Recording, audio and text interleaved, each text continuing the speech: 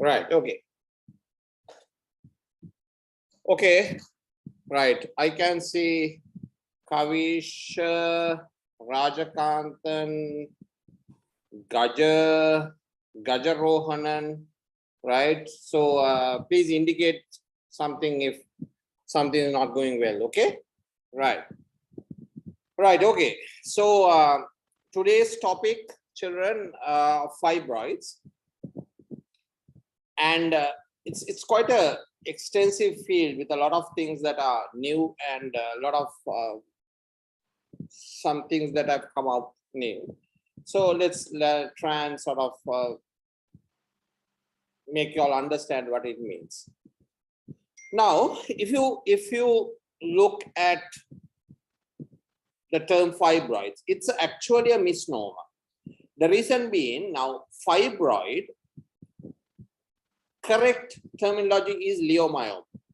Okay, fibroid in the sense means it seems to be having more fibrous tissue.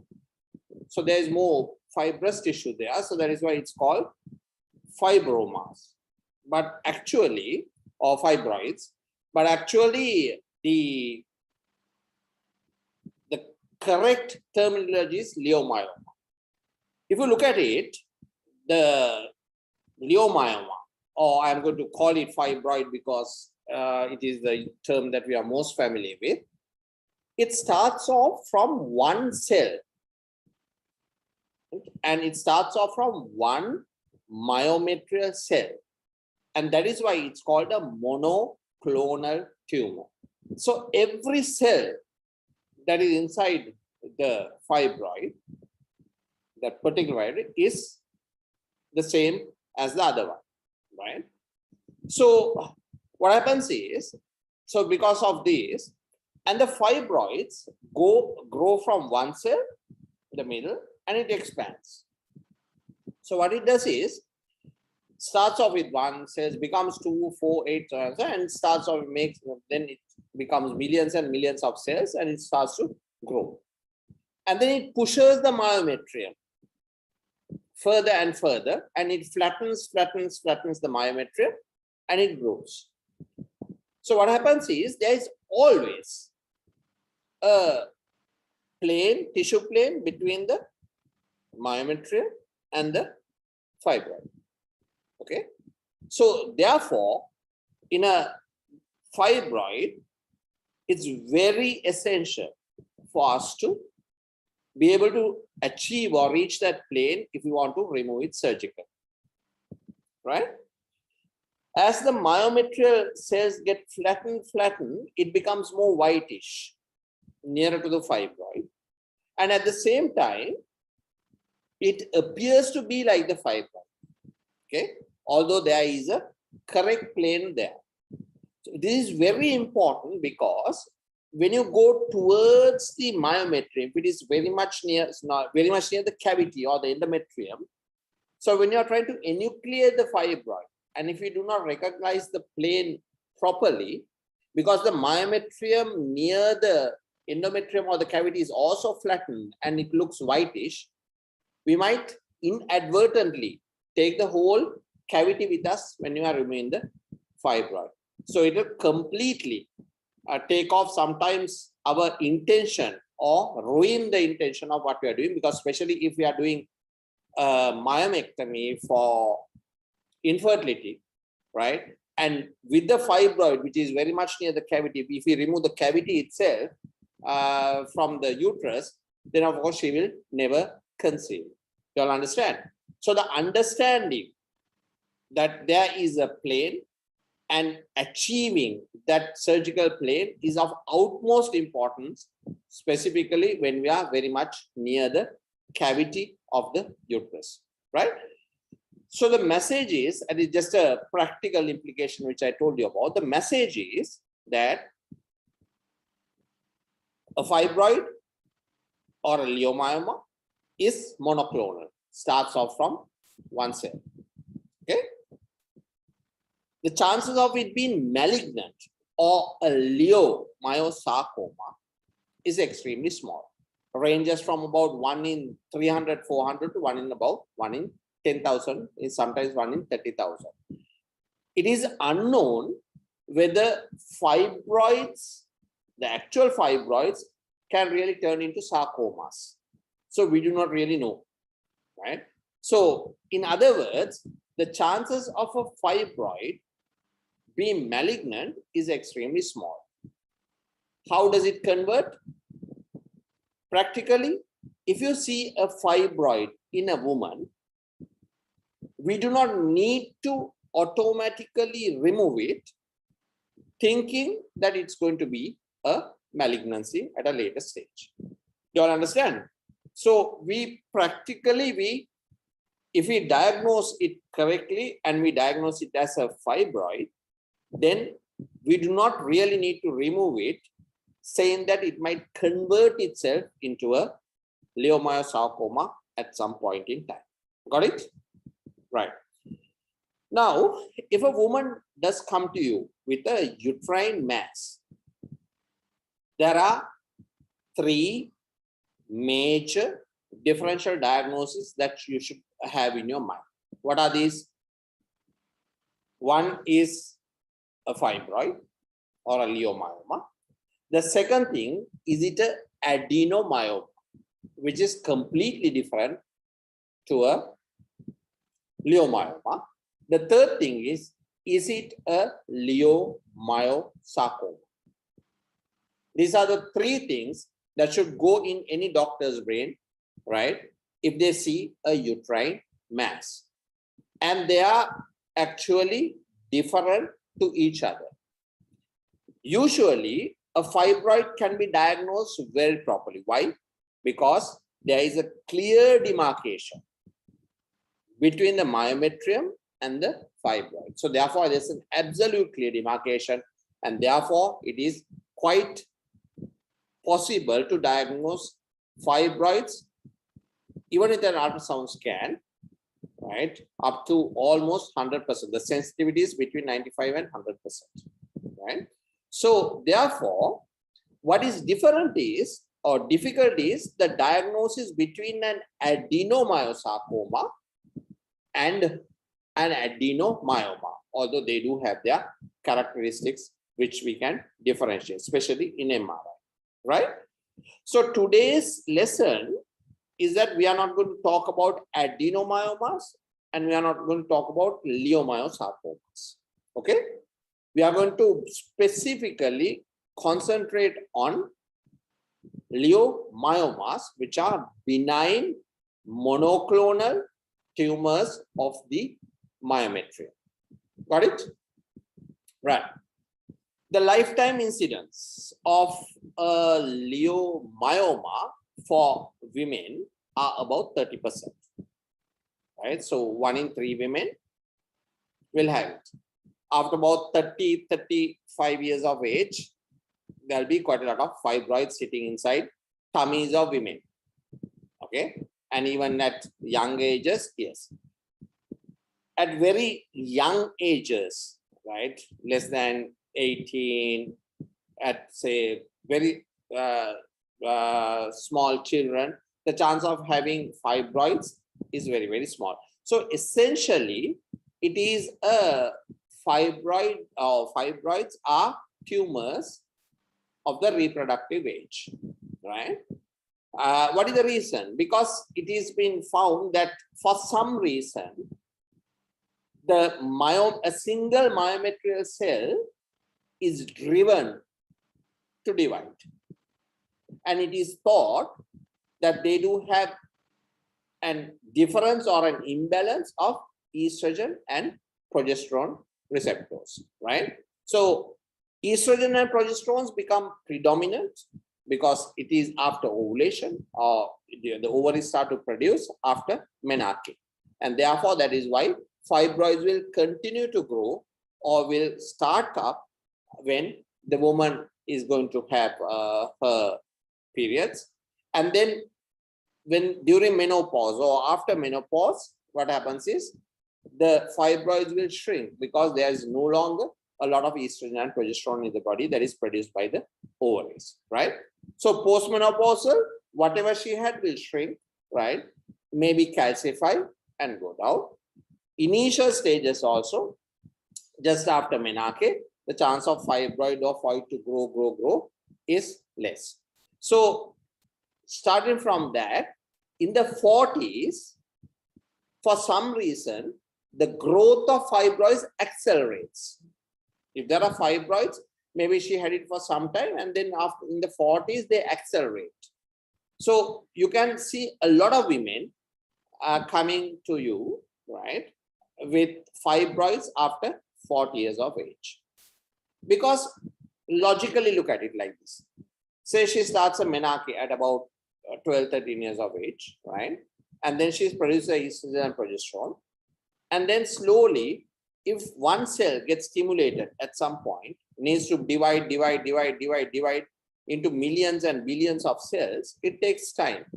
So therefore, everything that starts to develop, right, will probably develop along the 20s and the 30s and make themselves known in the 40s, right? So that is the reason that towards say 35, 38, 40, 42, 45, like that, then we have a more number of women coming to us with fibroids. And then in menopause, slowly they will start to regress. Clear? Next fact. Now, what are the risk factors? Well, first of all, age, right? So as I told you, the reproductive age is a risk factor. It is found that in obese women, the chance of fibroids are more. Why? It's because in obese women or overweight women, the production of peripheral estrogens are higher in fat tissue. So therefore, it is thought that there may be more fibroids there. One of the most significant factors is ethnicity. In Black women, the chance of having fibroids is far higher than in whites or Asians, right? So therefore, if in African and Afro-Caribbeans, the chance of fibroids. So ethnicity plays a very important role, the genetics of ethnicity. And therefore, in Asians also, there is a tendency, but each country, each race, each ethnicity will have their own sort of pattern of fibroid growth. Okay. So other things like nulliparity increases the chances of having more fibroids. Family history increases the chance of having more fibroids. So these are some of the risk factors which you might consider. But however, the risk factors itself are not extremely important because up to now, prevention of having fibroids is not actual option. Of course, if you look at try to lose weight or try not to be obese, try to have more children because nulliparity is a risk factor, right? So you can't change your genetics, you're born with it, right? So therefore, sometimes these may not be or cannot be modified. Okay, right. So that is the general overview of what we have to understand about fibroids. Now, practically, so we have spoken about what fibroids are, how they are, what they are exactly, whether they are, because they are monoclonal, starting off from one cell, right? And the third fact which I told you about, that might be dependent on ethnicity, on the genetics, right? And 1 in 3 women has a lifetime risk of, or 30% risk of having fibroids, right? And then the next important thing that you have to understand is, what do fibroids do, or how do women present to us with fibroids, which is the most important question, and that is what you need to understand, all right? First, it's one of the major causes of menstrual disturbances, right? If you look at menorrhagia or chance of bleeding, remember there is a classification called palm coin. Are you all aware of it, children? If you look at bleeding, right, there is a classification, PALM, right, and COIEN, coin, right? Classification of menorrhagia. So one of the major causes there in the palm coin classification for menorrhagia is fibroids, right? So what is P? P is polyp, right? A is adenomyosis, cause for menorrhagia, right? L is leiomyoma. Okay, M is malignancy, right? Coin is something else. There is also coagulopathy, iatrogenic, that is medication, all that. That of course is not. So just remember palm coin, just look at it. In the palm coin classification for bleeding, the PAL, L stands for leiomyoma. Okay, so that is what we are talking about. So one of the main problems a woman will come to you with is bleeding or heavy bleeding, right? And how do these give heavy bleeding, right? So let's look at, in the palm coin question, in leiomyoma, it is classified into S and O. O is others. Okay. S means submucosal. So in the leiomyomas, for menorrhagia, excessive bleeding, S, it's subdivided into S and O. So, right? And S is submucosal fibroids and O is other types of fibroids. Okay. Now, what are these types of fibroids that are submucosal? So let's look at the uterus itself. If there is a fibroid living inside the endometrial cavity, what happens? It's basically a small stalk and a rounded mass inside the cavity. The endometrium tends to grow over it. So what happens? The Vargapal layer or the surface area of the endometrial cavity automatically increases, and that will cause excessive bleeding. Okay. So there are three types of these fibroids or submucosal fibroids. One is almost entirely the fibroid or the fibroid polyp is living inside the cavity. The second type is most of the fibroid is jutting into the cavity while only a small amount is in the myometrium, right? Which is called type 1. Type 2 is sometimes most of the fibroid is living inside the, or 50% of the fibroid is living inside the cavity, while 50% is in the myometrium, right? So these are submucosal fibroids. Okay. Then all these types will cause increased bleeding.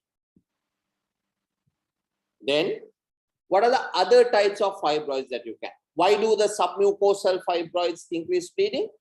Simply put, two things. One is the surface area of the endometrium increases, as you understand, right? If it is completely inside, it increases for the whole surface area of the fibroid. If it is jutting into the cavity also, that also increases the surface area. And the other type is, other reason is, it changes the blood supply. Because fibroids, although they don't have a specific blood supply going into the fibroid like that, they get their nutrition by diffusion. So almost all the blood vessels are surrounding the fibroid, around the fibroid, not growing into it. What is the reason? Because it's the mechanism, it's monoclonal. One cell divides here, so they sort of grow, but they push everything out. Now, why don't they grow blood vessels? Because it does not have the ability to produce neoangiogenesis or they do not secrete factors that causes growth of blood vessels into it. In difference to malignant tumors. In malignant tumors, what they do is they want to live, right? And they want to spread. And therefore, they produce all sorts of factors. One of them are neoangiogenesis, or they form or produce factors that causes new blood vessels to grow. The fibroids don't do that. And therefore, the larger they get, they will have a very large amount of blood supply surrounding it, but not growing into the fibroid. So when we start cutting into the fibroid with surgical, we meet a lot of blood vessels, right, on the surface, but not inside, right? So at the same time, because it changes the blood vessels in the periphery, right, although it does not produce new ones, so therefore the blood supply changes, and therefore it can cause more bleeding. So one of the main things, right, that causes menorrhagia or excessive bleeding is what? Submucosal fibroids. Okay.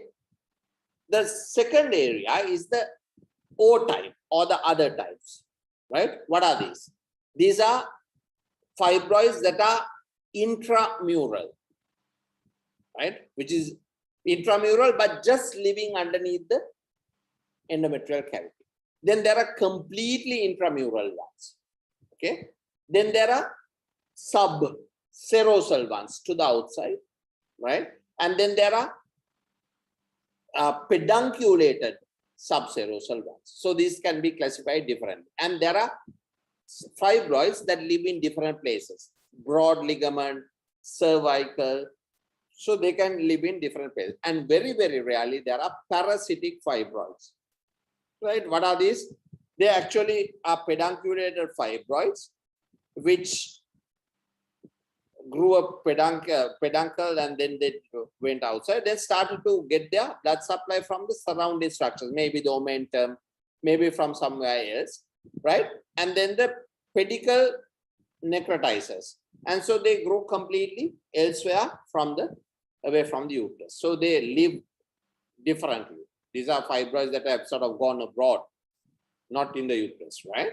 So these are the foreign fibroids, as we say, right? Or parasitic fibroids. So these are the types of fibroids. Parasitic fibroids do not give menorrhagia. Okay, they can give pain.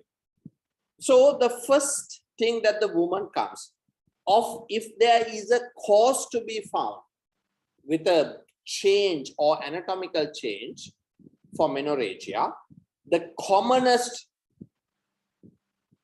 morphological or change that you can find, right, is are fibroids.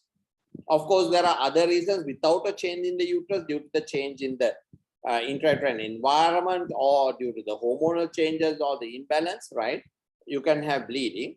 But if there is a cause that can be found, one of the commonest is a fibroid. Got it, children? Right. So they will come to you with excessive bleeding, with anemia. The hemoglobin may be very much low, and therefore, then when you do an ultrasound scan, you will find a fibroid. Got it? The second thing, symptom that they might come to you with in a woman with fibroid is dysmenorrhea or a menstrual disturbance. I'm still talking about menstrual. Why is there dysmenorrhea? Number one is, that's very painful menstruation. Anything that is living inside the cavity, say there's a fibroid polyp living inside the cavity, the uterus during the periods wants to throw it out. So it's going to, right? It's going to try to throw it out. And contractions causes pain. And therefore the woman experiences severe dysmenorrhea. Okay? So the woman might come to you not with heavy bleeding, but with severe pain. And you do ultrasound scan, and suddenly you find a fibroid living inside the uterine cavity. So that they can present with dysmenorrhea as well. Okay? What is the other reason that can cause dysmenorrhea? During the menstrual period or bleeding, the blood supply might get disrupted, whatever amount is getting, to the fibroid. And therefore, because the fibroid is living on diffusion actually. The blood supply is around it, and the cells live with diffusion because to get their nutrition.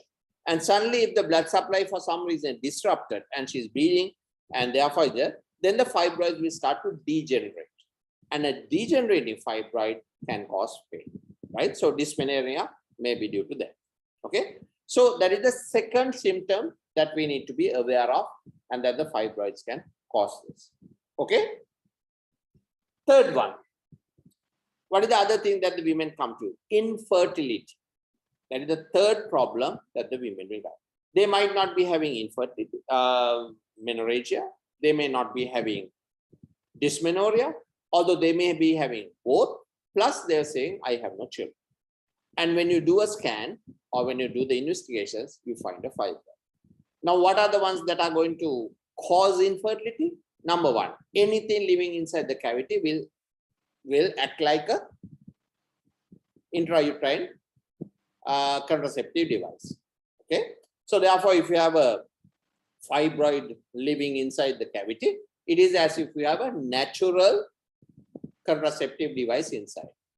Okay, so therefore, that is what is causing infertility. Anything jutting onto the cavity with the distortion that can cause problems with implantation, right? And therefore, that also can cause infertility. Plus, it will disturb the normal endometrial pattern, and it will have problems with implantation as well as retaining the fetus. So miscarriages are higher with submucosal fibroids. Okay. Anything that is very much near the cavity, that is very much near the endometrial myometrial junction, will also disturb the endometrial and will cause problems with implantation. Of course, if it does implant, then the chance of miscarriage will become higher, right? There, because it is disturbing the implantation process, right? And therefore, it can also cause miscarriage. But one of the main reasons they come, if it is very much near the cavity or if it's a very large intramural, right, it will disturb the implantation and the uterine hemodynamics or natural physiological mechanisms of uterine activity that helps in implantation. So that also can cause it. So the ones that are, or if there is a large fibroid which is pressing against, say if it is in the fundus and pressing against both tubal origins, that also can cause infertility. If it is pressing against one and distorting the tubal origins, that can cause infertility. One of the main reasons, one of the other fibroids that can cause infertility is, remember, the ovary produces an egg. There's ovulation. Okay? It comes onto the surface and chemical signals go out. The fimbrial end is like a frond. Okay? And that needs to pick up these chemical signals, and by chemotaxis, the fallopian tube moves over the site of ovulation. And then ovulation occurs directly from the ovary into the fimbrial end, into the tube. So there is a selective pickup mediated by chemotaxis, mediated by the chemicals produced at ovulation. Okay? If there's a fibroid that comes in between and stretches the tube and the ovary apart, so what happens is there's a physical distance between these two. These mechanisms do not take place. So broad ligament fibroids, right, or anything that distorts the physical proximity of the fallopian tube with the ovary will change fertilization dynamics and will cause infertility. You all understand, children, right? So therefore, we need to understand that fibroids can cause these problems. So there may be broad ligament fibroids who are doing this, right? So it can cause infertility. So that is the third. First is menstrual disturbances, which are two, menorrhagia and dysmenorrhea, right? The third thing which we spoke about is infertility. Okay. The fourth way in which women will come to you, right, is pelvic pain or just pain. And what are the ones that causes pain? Yes, it can cause dysmenorrhea if it is living inside the cavity. But if it is very large, or for some reason, the blood supply is cut off and it becomes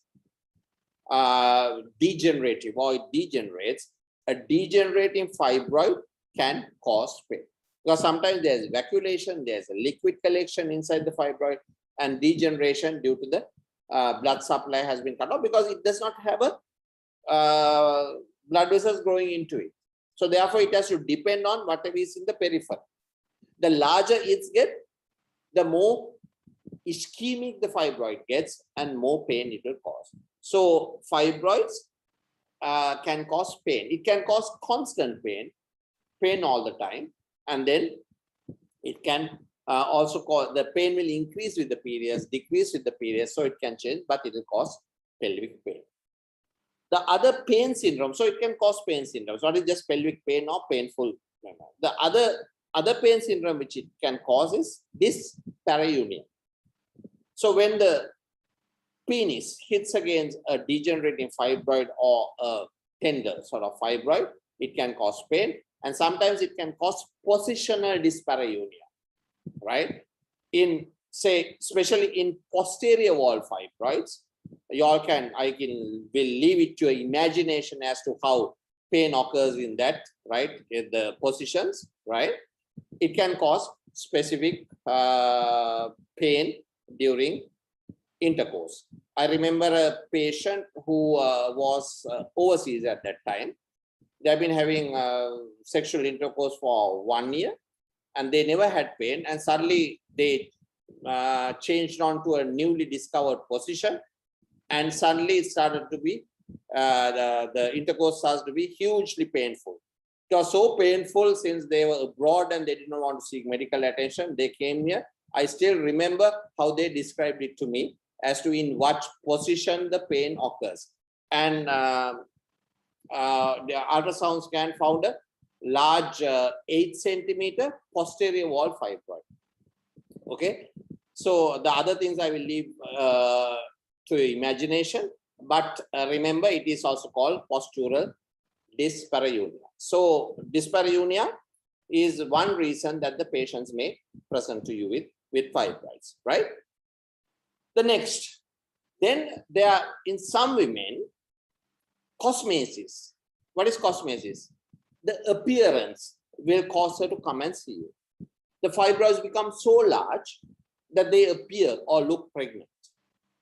Okay, so therefore they don't feel it because the abdominal cavity has a huge amount of potential space for anything to grow, right? For the uterus to enlarge with the baby, it has enough room. For an ovarian tumor to grow, it has enough space. For a fibroid to grow without causing symptoms, it has enough space, right? So therefore, sometimes they don't really feel it, right? Until the people looking from outside says, "You look, your tummy is big," and sometimes they look very pregnant when they come to you. Okay, so for cosmetic reasons, they will come and say, "Look, my tummy is seemingly big." So therefore, that might be one reason they might come to you. The next thing, next type of presentation is pressure symptoms due to very large fibroids. Okay. If there's an anterior wall fibroid, remember in the pelvis, there are 3 organs that are there. Mainly, there is the bladder, there is the uterus, right? And there is the rectum in women. Okay, so 3 organs. If there's an anterior wall fibroid, right? What does it press against? It presses against the bladder. And when it presses against the bladder, the volume of the bladder becomes small and they will have frequency because the bladder fills very quickly. The volume is small and therefore she will get an feeling that the bladder is filled, and then she will have frequency. Okay. And sometimes, very, very rarely, a fibroid can press against the neck of the bladder and cause urine retention.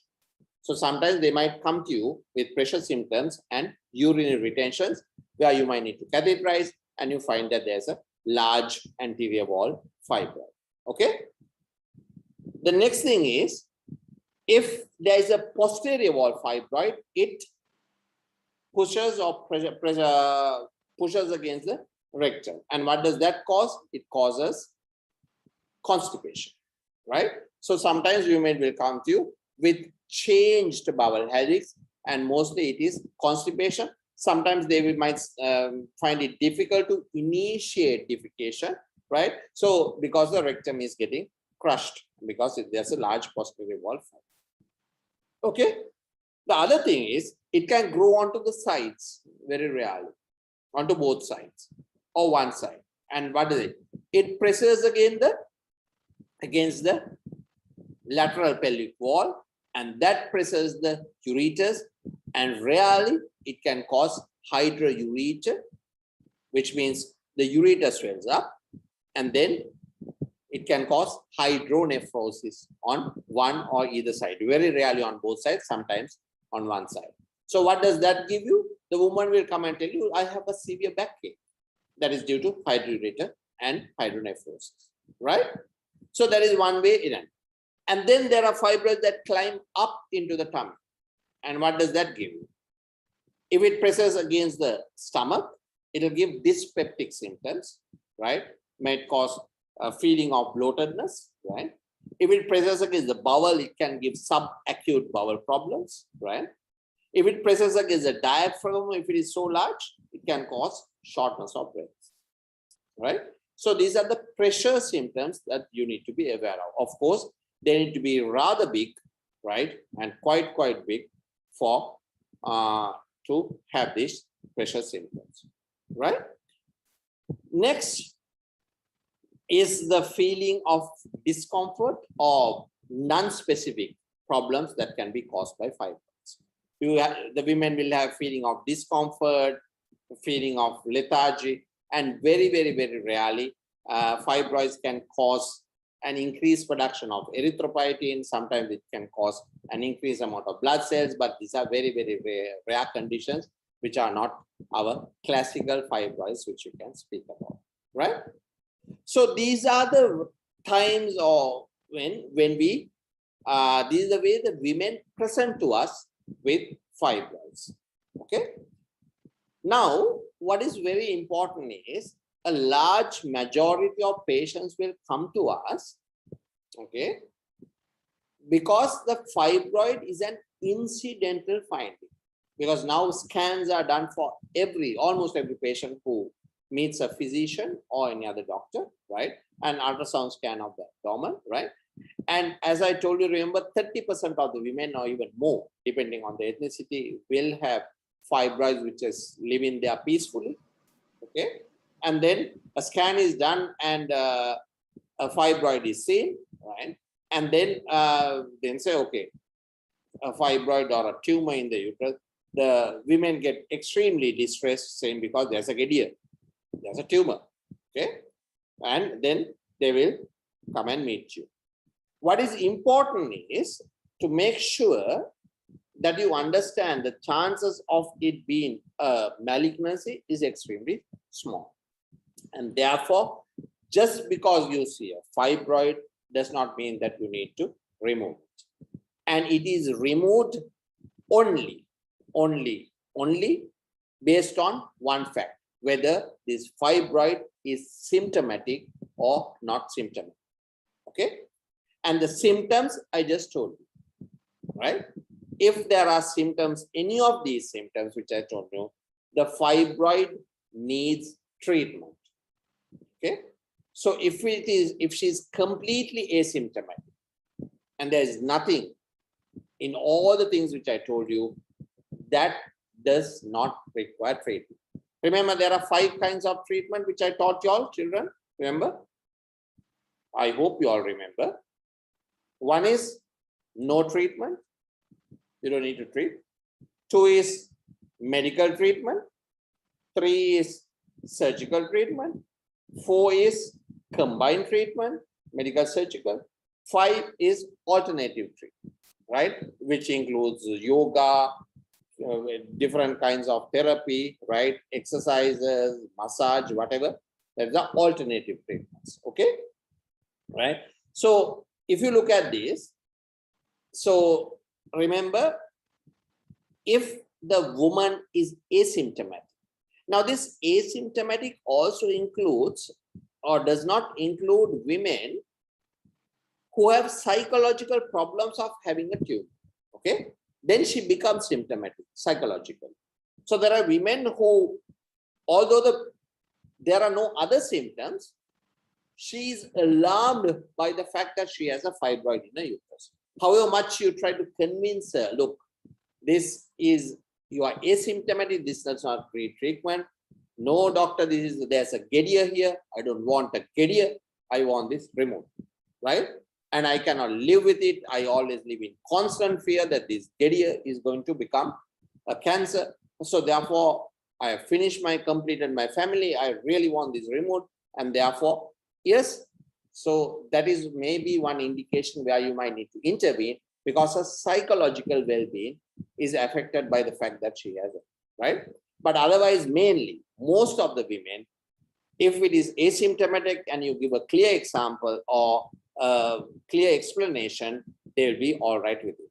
One of the main things when you give a clear explanation and discuss no treatment, okay, is that you need to give a follow-up plan. Look, come back in 6 months. This is not going to become malignant, right? Come back in 6 months or 1 year. We check whether it is growing. If it is growing, let us consider whether it needs to be removed. Do you understand? So that is one way which you need to reassure them and tell them that we will follow you up, right? And we will rescan you and check whether there is a growth. In that case, we will consider removal, right? So now do you all understand how women will come to you with symptoms, and there will be a portion of women who will come to you with incidental finding of a fibroid. Okay, so those are the two main categories, right, that you will find. Okay, so I will just ask for, let's see whether you have any questions so I can move on to the other bit, which is the diagnosis of fibroids. Any questions, children? Ask away quickly, then if not, we will move.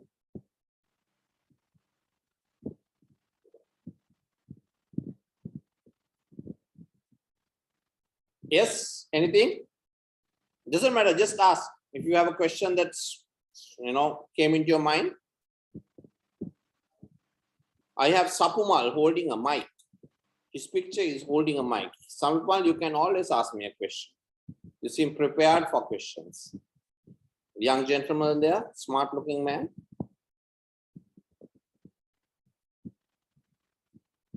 Yes, no questions? Right, okay. Then shall I move on, children? Yeah?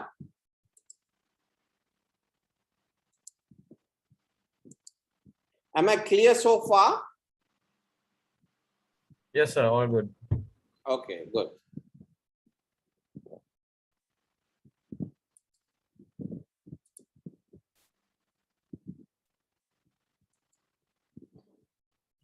Right. I have 2 messages. Okay, there's a question.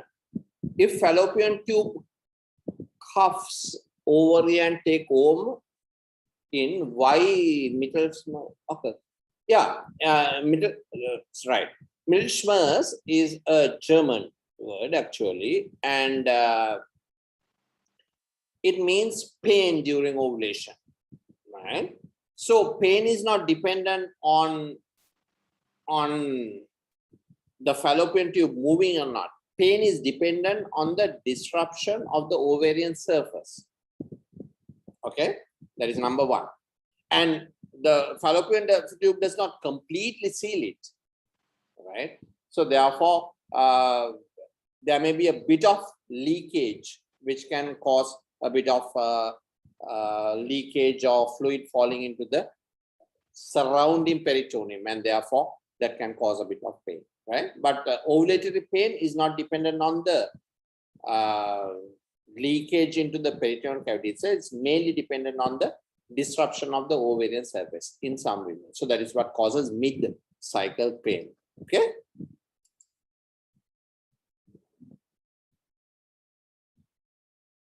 Can we differentiate leiosarcoma by ultrasound? Yes. Not exactly. MRI is a more appropriate method, but then in diagnosis, I will speak about it. Is premature menopause a known complication of uterine fibroid? No. When you say known complication, it's a very broad terminology, right? So if the fibroid is, pushing against the ovary, disrupting its blood supply, right? Growing inside the broad ligament and stretching the blood supply and having some problem there, very, very rarely it can happen, but it doesn't really happen on both sides. So therefore, the chances of it, causing premature menopause is extremely small. Can fibroids cause complications like severe anemia? And yes, severe anemia, yes. I told you because if she bleeds, she can cause anemia. Polycythemia, yes, because if some fibroids very rarely produce, produces erythropoiesis and therefore can cause polycythemia. Those are very, very. What is red degeneration? Red degeneration is when venous stasis occurs and blood is left inside whatever tumor or so usually that happens in different conditions. So usually we very, very rarely or do not almost see red degeneration. Can we differentiate fibroid from ovarian mass by clinical examination? Difficult. The more experienced you are, yes, but if you look at we will speak about that in. So see, a fibroid is normally attached to the uterus and therefore it moves with the uterus and the cervix moves with it, right? However, an ovarian tumor is also near the end, and if there are adhesions between the ovarian tumor and the uterus, even if you move it, though it will behave exactly like a fibroid attached to the uterus, because the ovarian tumor also may be attached to the uterus. So it is maybe difficult for us to, however, when you feel the surface, sometimes you can differentiate a fibroid due to its sort of uneven but smooth sort of surface, right? Are you going to discuss medical management options in detail later? Yes. So we are going to talk about non-surgical and surgical management, right? Okay. So let's talk about diagnosis. Okay. Now, the mainstay. Now, first of all, remember we always need to go in a very logical manner. First, for the diagnosis, so she will come to you. Remember, this multitude of, I have spoken to you the multitudes of symptoms and how they are generated. Okay, and I have told you the mechanism of how they are generated. Got it? So when they come to you, okay, the next portion is, remember, always what? Abdominal inspection. What will you see? You will see sometimes an uneven surface, a protruding surface. You can see. Sometimes if it is very large, you can basically see the abdomen, which is swollen up. Okay. Next is palpation.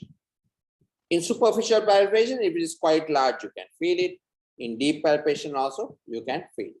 So when there's a mass, there's always 9 or 10 things which you need to talk about in a mass. Okay, you know what it means. First of all, if you look at the video on gynecological abdominal examination, I would have spoken to you about the characteristics of a mass, which you need to go back and check. Just to sort of again just list them out is what? We need to first say in what areas this mass is occupying. You know, the 9 areas of the abdomen, right? You know, talk about the size in comparison to a gravid uterus, that is 20-week size, 30-week size of a gravid uterus, 14-week size of a gravid uterus. So you have to compare this mass with a gravid uterus.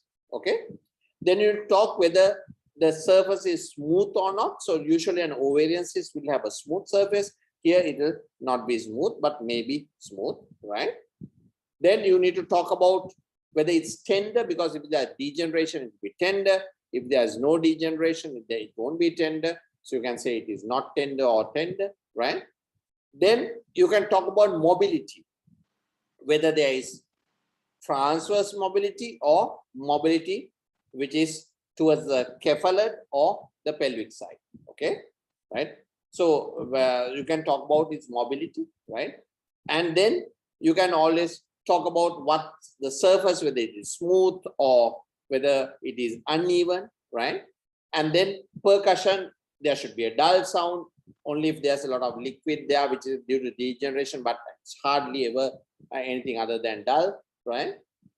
So, and there will usually not be any free fluid because fibroids do not secrete fluids, right? So it's malignancies that you might have, ascites and free fluid, okay? So those are the things that you will need to say. So abdominal exam. Next is a vaginal inspection and a vaginal examination. So usually the mass, when you push the mass, the cervix will also move with it because it's a uterine mass.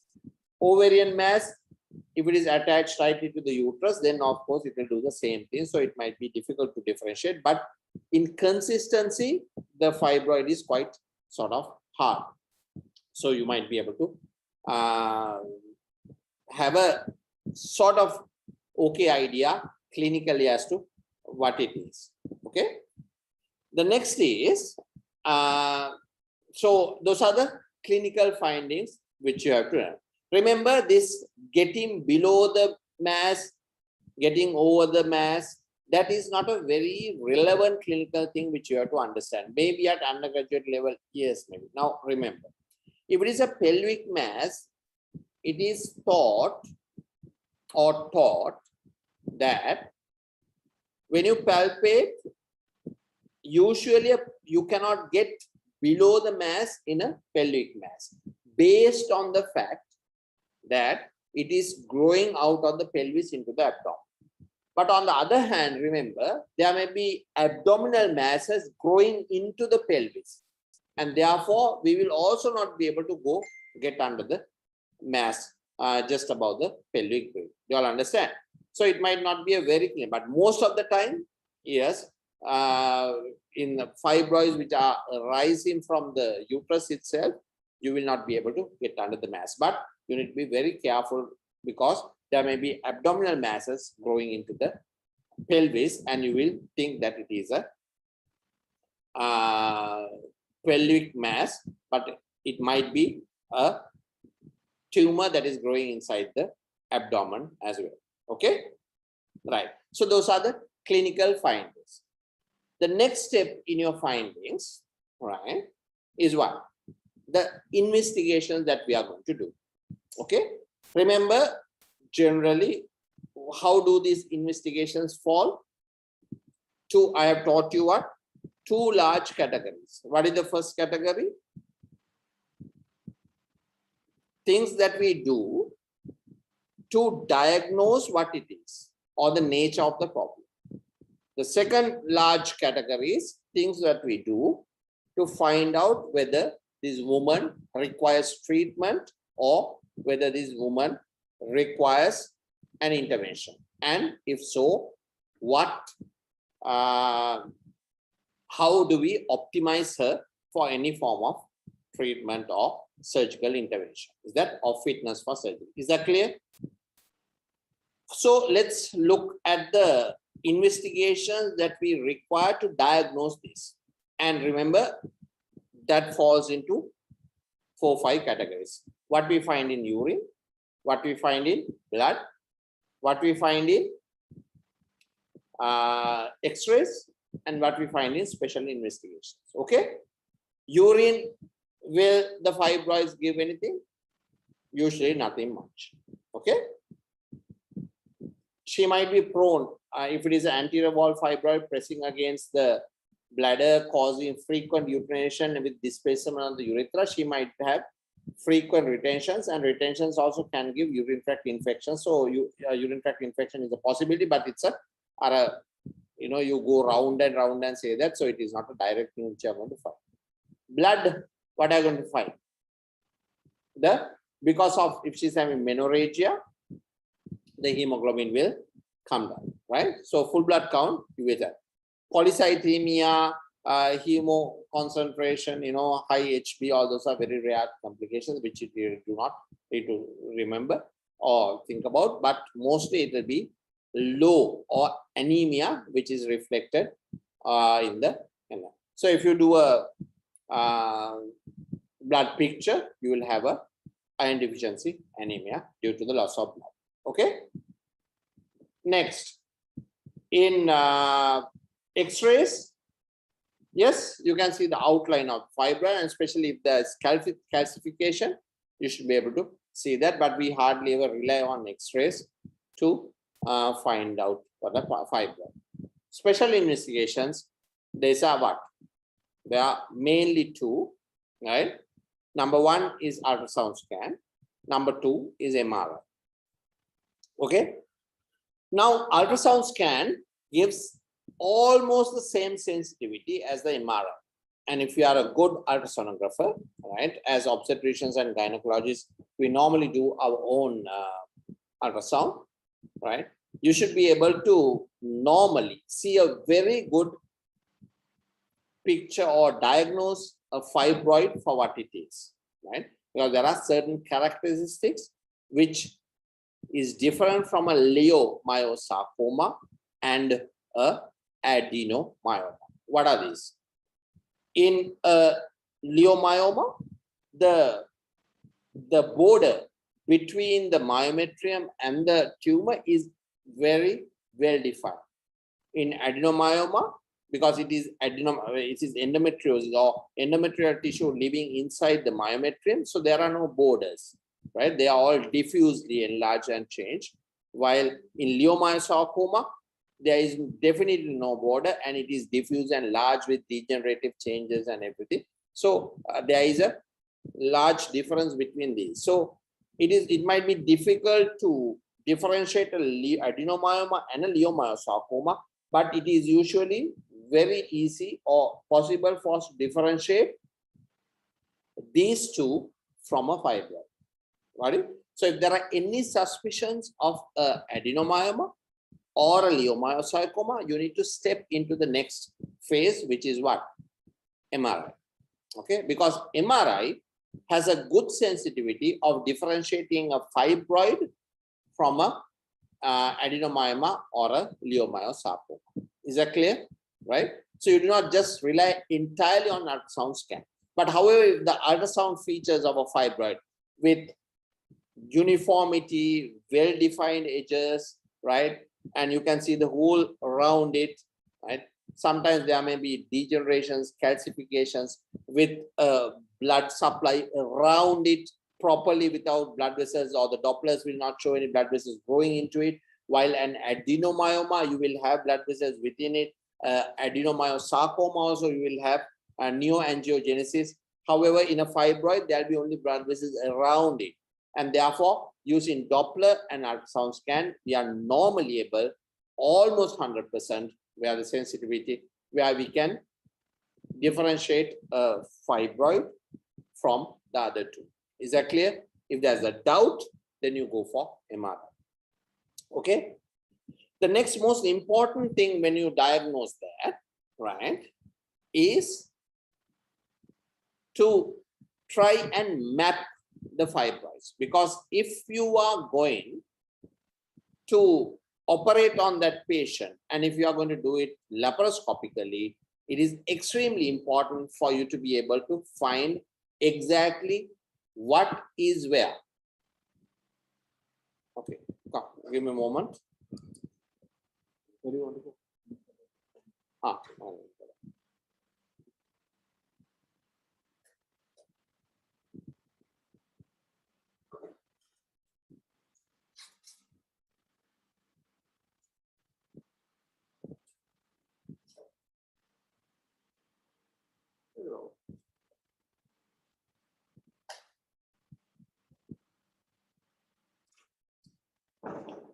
Right, okay. So So where were we? Right. So it is extremely important for us to find out or draw what the size of the fibroids are and what the locations are. Because if you do not map the fibroids before you go into a laparoscopic myomectomy, then you will start to miss things and you will leave things there. Okay, so it's extremely. The best way to map is not by ultrasound scan, but the best way to map is by MRI, if you want to map it. However, if you are confident that you have got every single small fibroid mapped out with their dimensions, then of course you don't need to do MRI. If you are a good sonographer for your own fibroids, then you should be able to match it without a requirement of a MRI, right? Next, then that is the diagnosis. So we go for MRI only when we have a suspicion that this might be a leiomyosarcoma or a adenomyoma, right? But most of the adenomyomas we should be able to also diagnose.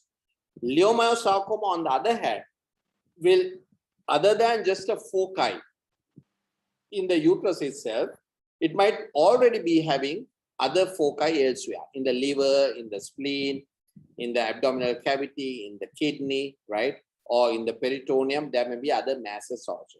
So therefore, it is of utmost importance if we are going to operate on a patient for fibroids, it is of utmost importance that you should have done an ultrasound scan abdomen and an ultrasound scan KUB as a screening measure to make sure there are no surprises for you when you go inside. Okay, so that is for you all, for all the people who are going to become gynecologists, right, in the future, right? And that you can, if you are going to do a fibroid, please don't have your main foci or focus as the uterus while forgetting the rest of the abdomen, because you are going to, if you go in and finally you find a leiomyosarcoma with all sorts of, or you go in and remove it and come back, and then the histology will say leiomyosarcoma, then you go do an ultrasound scan, then you suddenly find all masses everywhere, right, which you have missed, right? And then you'll be sued, right, for missing that. So therefore, it is very important to have your AOs now, right? And then make sure that you don't miss something like that. Okay, right? So therefore, where are we? So that is the diagnosis, which is simple in a way, right? You know the dimensions, you can measure the dimensions, and it is important to measure the dimension across and the 3 dimensions, and then where it is exactly and what its relationship to the cavity, because that will tell us whether intervention is required or not. Because if the woman is having infertility and then you have a fibroid which is subserosal, right, you don't need to intervene, you can just leave it. Okay, remember, infertility, I did not tell you about, is caused mainly by what fibroids? In the cavity, pressing against the cavity, and very much near the cavity, while the others do not cause. So those may not require intervention. If the woman comes to you solely for infertility and you find these fibroids, you can just leave them alone. Got it? So that is the ultrasound diagnosis, and when we use MRI as a extra investigation for us to do, right? So that is all about investigations. Is that clear, children? Right? Any questions that you all want to ask? I will wait. You all can tap in your, if you want, you can. And so I will wait 30 seconds before going on to medical treatment. I will give you an overview of medical treatment, and then we will go on to surgical treatment and follow up. Right? Any questions?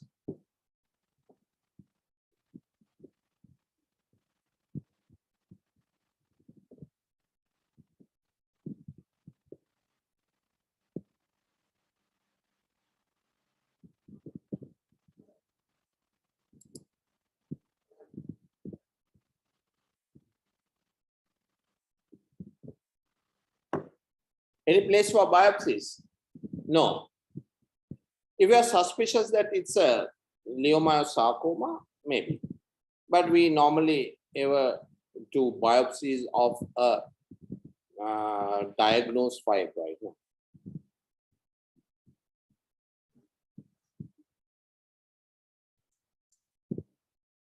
Right? Anything else? No? Right. Then shall we move on to question? What is the difference between leiomyoma and adenomyoma? Okay. Right.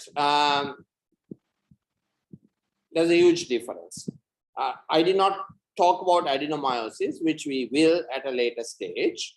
But if you just want a small introduction, it's this. Now, the uterus has a myometrium and an endometrium, right? With age and with interventions, say cesarean section or evacuation of retained products or dilatation and curettage or disturbances, the endometrium will migrate into the myometrium, right?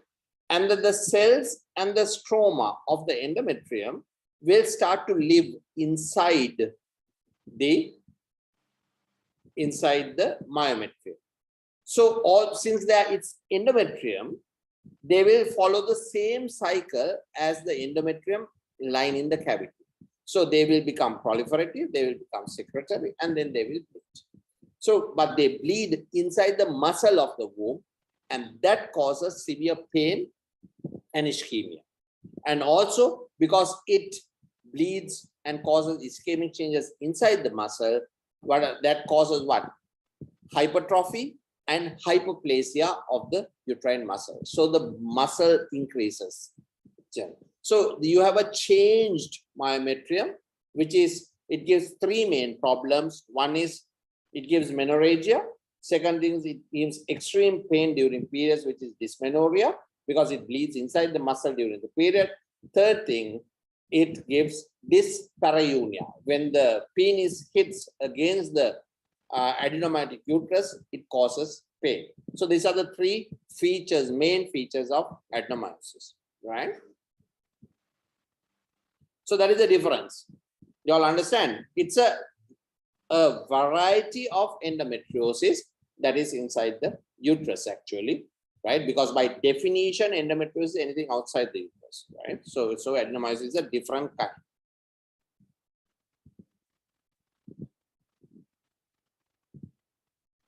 Right, suddenly there's a huge number of questions.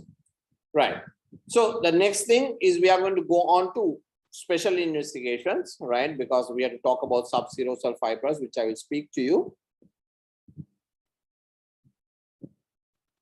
What is the difference between leiomyoma and another type of? What to expect in vaginal examination fibroid? Can you explain again? Well, when you do a vaginal examination, you are basically going to find a large uterus, right?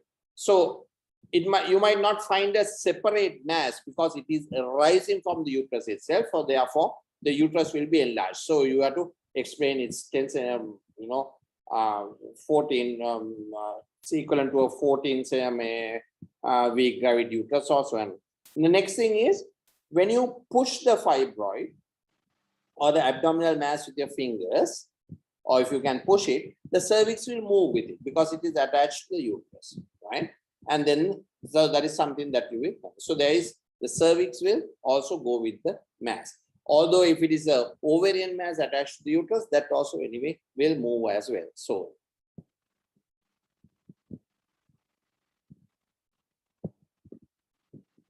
sir, Aki is asking if you should always send a fibroid for histopathology or not. Young man, please tell your Aki that it is essential, right? So anything which you remove from a patient has essentially and absolutely necessary to go for histology. That is a must. Okay. Is there a place for hysteroscopy? Yes, I am getting to that. So I will discuss that now. You mentioned about getting sued for missing leiomyosarcoma if missed the metastasis. Wouldn't it be beneficial to remove the uterus anyways? Is this because we consider another approach for the management if found prior to surgery? Right. Now, leiomyosarcoma, if you find it, thing is this. If there are complete indications, right, and you have done a complete thorough workup of the patient, right, and you have done everything possible to diagnose or make sure that it is not something else, and still if it is a leiomyosarcoma, the chance of you getting sued is less, right?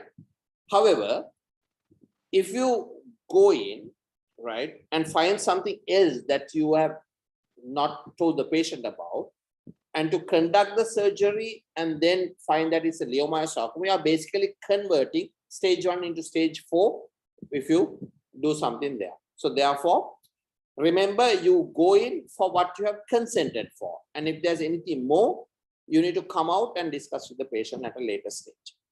The other thing that is very, very important is that morcellation should not be performed.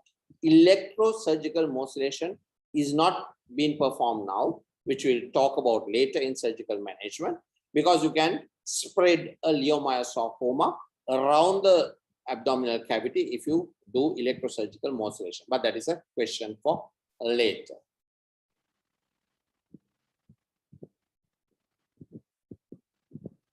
Right. Okay.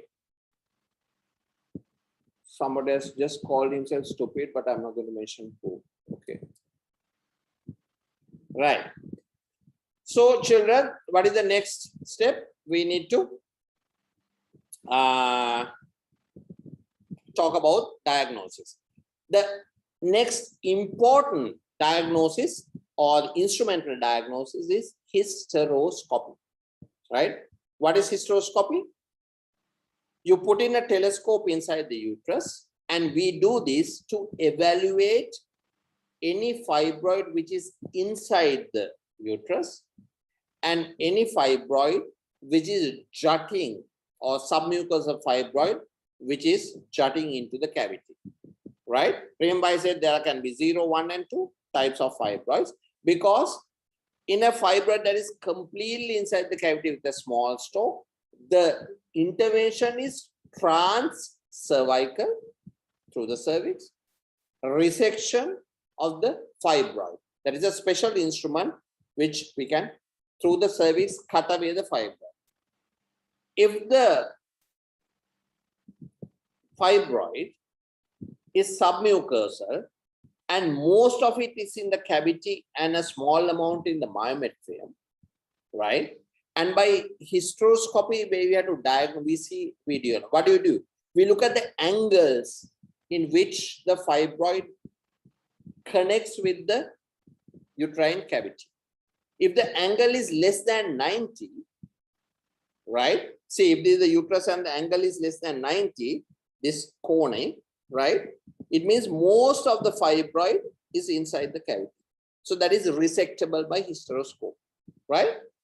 If the fibroid is jutting only a small amount like this into there, and the angle which it falls is more than 90 degrees, that means most of the fibroid is inside the myometrium, while only a small amount is outside. Those are not resectable by a resectoscope or transcervical resection of fibroid, because you can't go on cutting, you will fall into the abdominal cavity through the cervix. Do you all understand? So therefore, we do a diagnostic hysteroscopy to find out what is the ideal mode of treatment for this particular fibroid. The other thing which we can use is sonohysterogram, right? That is, you can do it by other. You inject a small amount of normal saline into the cavity and then you perform an ultrasound scan. And that will show us how the mass is properly, because the cavity gets distended and you can easily or have a good picture as to whether that is sono-ultrasonography, right? Hystero-sono-ultrasonography, where you inject water, right? And then since the cavity gets distended, but you can see the fibroids that are jutting into the cavity and what they are.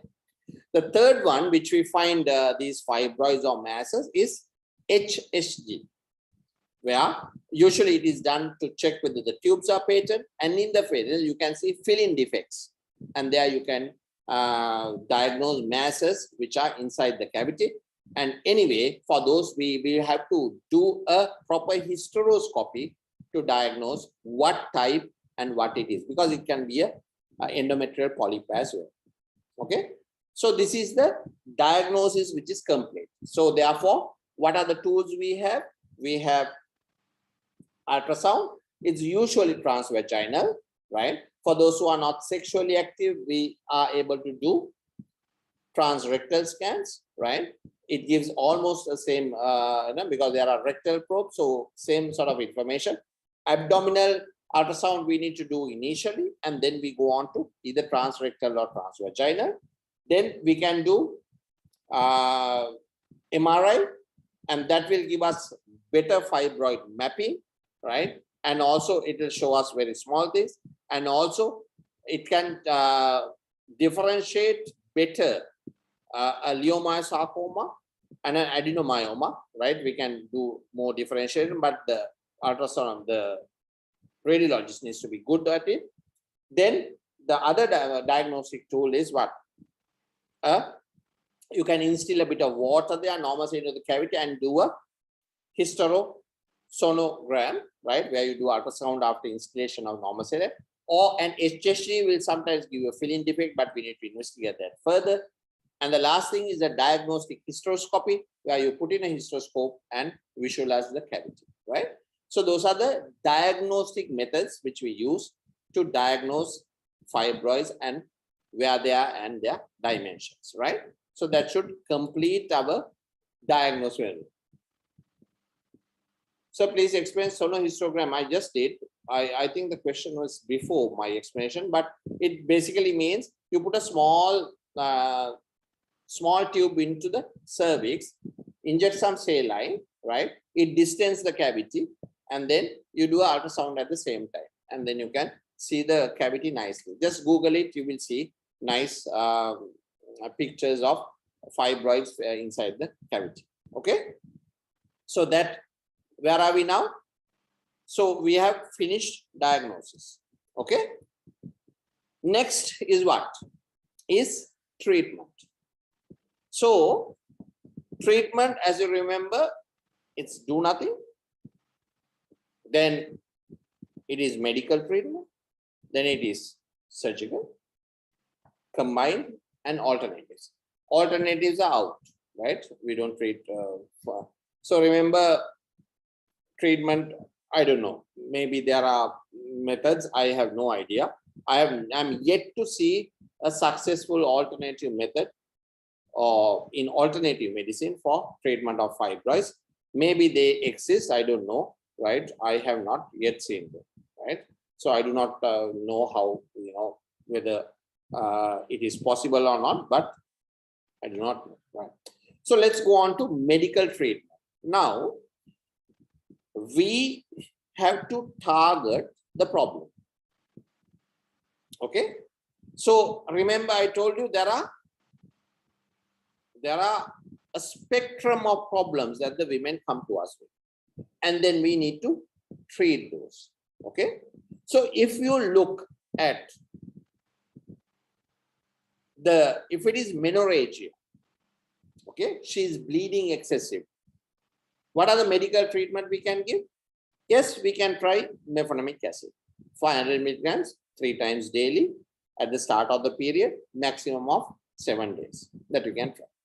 The second thing is we can try tranexamic acid, which is which can be used to reduce the amount of bleeding, which can be started 1 day or on the day of bleeding and then continue for a maximum of 7 days. We can combine those together for fibroids causing menorrhagia, right? And that might give us efficacy, right? But may not be much, but it can be controlled that way. Next is if they do not want fertility, You can try combined oral contraceptive pills. That will reduce the amount of proliferation, as I have explained to you how it works. So combined oral contraceptive pills for women who do not have fertility issues, but menorrhagia is the only problem and you have found a fibroid there, then you can try combined oral contraceptive pills. Remember, if they have fertility issues, right, then you can't give oral contraceptive pills. The next thing is a levonorgestrel releasing intrauterine system. You can put this in, or a Mirena, right? And that releases levonorgestrel into the cavity. That will cause thinning of the endometrium, and that can cause reduction in the bleeding, but it can cause a small amount of reduction in the fibroids themselves, but we do not use levonorgestrel intrauterine system to treat fibroids. We are putting in the levonorgestrel intrauterine system to treat menorrhagia caused by fibroids. Remember that, children. Okay, so that is a possibility. Yes, we can use dipomedroxyprogesterone acetate as 3 monthly injections. However, they have their side effects.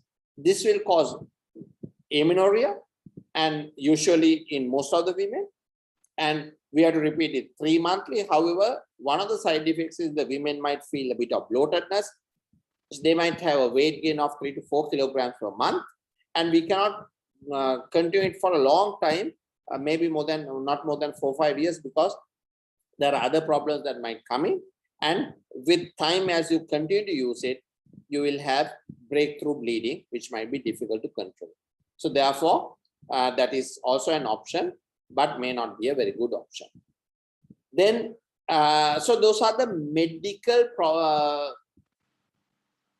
commonly used medical problems. Now, one of the major things which you have to remember is that ulipristal acetate, or ulipristal acetate, which is a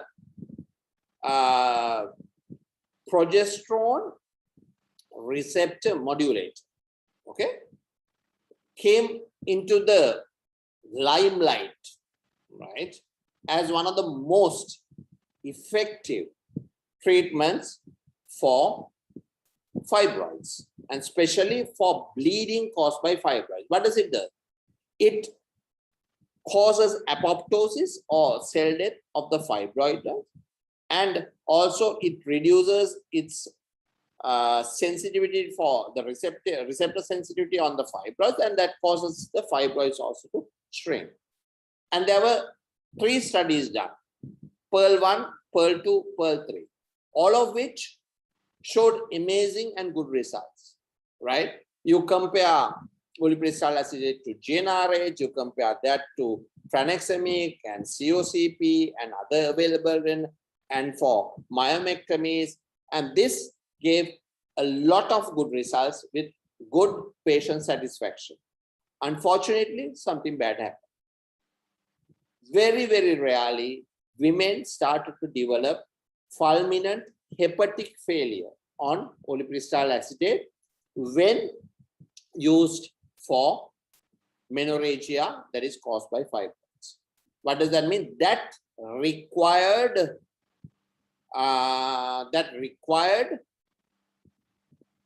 liver transplantation. Okay, and therefore, after a huge ha-ho and lot of studies came in, all the trials were successful. It was released into the market. People started getting it. They were very happy on it, right? Unfortunately, some of the patients reacted with fulminant hepatic failure, right? And hepatitis, right? Which led to and then the drug was withdrawn from the market as a treatment for menorrhagia caused by fibroids. So it is no longer available. Okay, so that is ulipristal acetate. Now, there are lots of other experimental drugs which is being used. Mifepristone is one of them. Causes shrinkage of fibroids, reduces bleeding, but still it is not licensed, right? And there are different types of raloxifene, tamoxifen, which are selective estrogen receptor modulators, which blocks these receptors, right? Also causes shrinkage and treatment of hand, but all these are not yet licensed and stage, but they are not being extremely successful, right? So therefore, for the moment, selective estrogen receptor model, which means what? Selectively, they do changes to the estrogen and progesterone receptors on the fibroid, right? These are raloxifene, tamoxifen, right? All these things, right? They are not yet licensed. Ulipristal acetate was licensed and withdrawn, right? And then mifepristone is being checked in trials, giving some results, but may not be some wonderful drug. So therefore, still it's not licensed. In the future, there may be technology where if a cell is grown, then the cell can be also degrown or can be made to reverse itself, right? So those treatments are something of the future where at some point we should be able to treat these before the fibroid starts to grow, and maybe detect them at very, very, very early stages where we can stop the proliferation of these fibroids. But that is yet to come, right, in the future. Okay. So that sort of gives us an overview of all the medication that we use for the moment for menorrhagia caused by fibroids. Okay. Next is what? GnRH analogs. Now, GnRH analogs will completely knock off all the estrogen and progesterone in the body. Remember, fibroids are estrogen and progesterone dependent. So, mifepristone is a progesterone antagonist. That's why it causes the fibroids to shrink, right? GnRH analogs can be used as temporary measures because you cannot use it for a long time, maximum 6 months with add-back therapy. Add-back therapy means to combat the reduction in the estrogen in the body, you give a bit of hormones so that the woman will not be feeling menopause, right? But GnRH analogs will reduce the size by about 40 to 50% of fibroids, will completely knock off the estrogen and progesterone. Therefore, there will be no bleeding at all for the woman, but it can be continued only for a maximum 6 months, right? And when you continue it further, the woman will get osteoporosis and thrombocytopenia. So therefore, we do not use it for long time. So GnRH analogs is used in conjunction as a mixed or combined surgical medical treatment, where you might want to reduce the size of the fibroid for you to operate on. So sometimes when there's a very large fibroid, you can give GnRH and shrink it and then go for a laparoscopic myomectomy. Or you can shrink it and instead of doing an up and down cut, you can do a PF cut, Fanon style, to remove the fibroid. Or instead of, if you want to remove the uterus along with it, you without cutting it, you can shrink it and do a vaginal hysterectomy. So those are usually, GnRH analogs are usually used in conjunction as a combined treatment of medical and surgical treatment, right? However, it has its disadvantages, which I will tell you. When it shrinks, the myometrial fibroid junction becomes blurred. So sometimes it's very difficult to get the plane to properly do an enucleation of the fibroid. So those are the disadvantages of GnRH, plus you cannot continue them for a long time. Okay, so that covers almost all the medical therapy that is used for fibroids, and that is more than enough for you to understand the medical treatment. Right, I'll take some questions here. Are we going for this hysteroscopy, HSG or hysterosonogram if it is submucosal fibroid only? The best is hysteroscopy. HSG is usually an incidental finding of filling defect because you are trying to go to have a look at the inside the cavity and the tubal patency, right? So if there's a submucosal, it is important to a diagnostic hysteroscopy because you want to diagnose whether this can be done by resection through a resectoscope through the cervix, or whether we need to go from above and remove it if the fibroid is mostly in the myometrium. So therefore, hysteroscopy is important. Before any planning of a resection, a diagnostic hysteroscopy is a must. And in our unit in Kaluboila, we just do a outpatient diagnostic hysteroscopy to find out which type of submucosal fibroid is it, and then we plan the surgery to a later date. How COCP helps in medically managing fibroid? The mechanism. Fibroids are not medically managed by combined oral contraceptive pills. Menorrhagia caused by fibroids are managed by combined oral contraceptive pills. Okay, you need to be very clear about that. However, a small effect may be there. Why? Because when you give combined oral contraceptive pills, it is a very small dose, and that small dose will suppress the signals that is coming from the pituitary to the ovaries to produce ovarian hormones. So therefore, because the ovarian hormones are driving fibroid growth, the oral contraceptive pills, by cutting off the ovaries from working, will reduce its growth. So yes, pre-existing, it doesn't shrink it, but it will stop the acceleration of fibroid growth, but then not to an extent we might require to do so. If fibroids are under the influence of progesterone, won't the LNG-IUs given for HMB cause the fibroid to get bigger? It's levonorgestrel. What it does is, it is as a treatment modality for menorrhagia caused by fibroids, right? I keep on repeating it. So therefore, remember, it is not for fibroids, okay? It is mainly as a treatment modality for men. So LNG-IUS in itself is not a treatment modality for fibroids. It is for menorrhagia, right? Since it's inside the cavity, it will thin out the endometrium and then therefore reduce bleeding. Okay? Right. So then we go on to the next segment, which is what? Modalities of surgical management of fibroids. Right.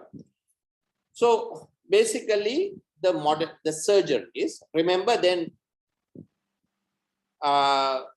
wait, did I complete everything? Right. So for menorrhagia, I talked about the medical treatment, right? Then for infertility, medical treatment of fibroids is of no use. Why? Because if the fibroids are causing infertility by jutting into the cavity, living inside the cavity or in the myometrium, then there's no point in giving medical treatment, right? So you have to remove it physically. So fibroids are causing infertility, it's surgery. Okay. The next one, I said, if there are pressure symptoms causing pressure symptoms, then definitely the management is surgical. There is no medical treatment. Of course, you can reduce the size by 30-40% by giving GnRH unlock, but that has to be followed by surgical treatment.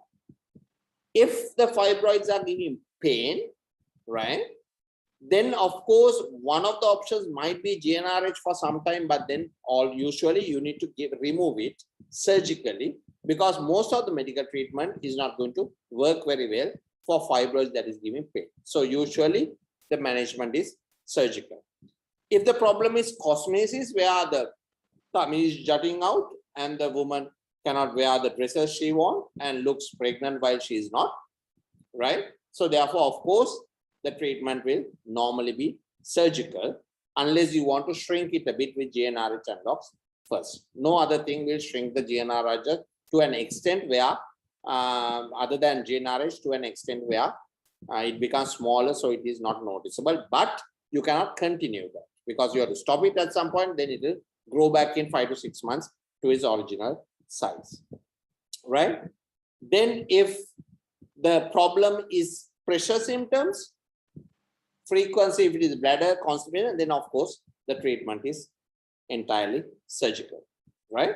And therefore, so that is how you need to be able to look at it. If it is symptomatic, then of course, if the woman is highly worried that there's a mass and doctor, I need this out and I don't want this and this and that time she is depressed and she says, I do not want any masses anywhere in my body, then of course you have to remove it. There's no option, right? So that is how you need to understand about the treatment modalities. Right? The next thing is, what is very important is, now if the woman, now a fibroid can be single, it can be multiple at the time of presentation, right? And there may be a few. what is really important is you have to understand is that when you are looking at one fibroid, there may be thousands or millions more inside, which we do not see with the naked eye or not physically seen, right? It may be because each myometrial cell has the ability to divide and become a fibroid due to reasons that we are not, because they may be estrogen dependent, progesterone dependent. We do not know why it sets off, but however, there may be thousands of small fibroids which is not visible. So we remove 1, 2, 3, 4. Sometimes you remove 90, right? Sometimes you may add 4, 5, 6 large ones, right? So you remove it, still inside the myometrium, there'll be invisible fibroids that are growing. So in another 3-4 years, if the woman is prone to grow fibroids, again you will have fibroids everywhere in the uterus, right?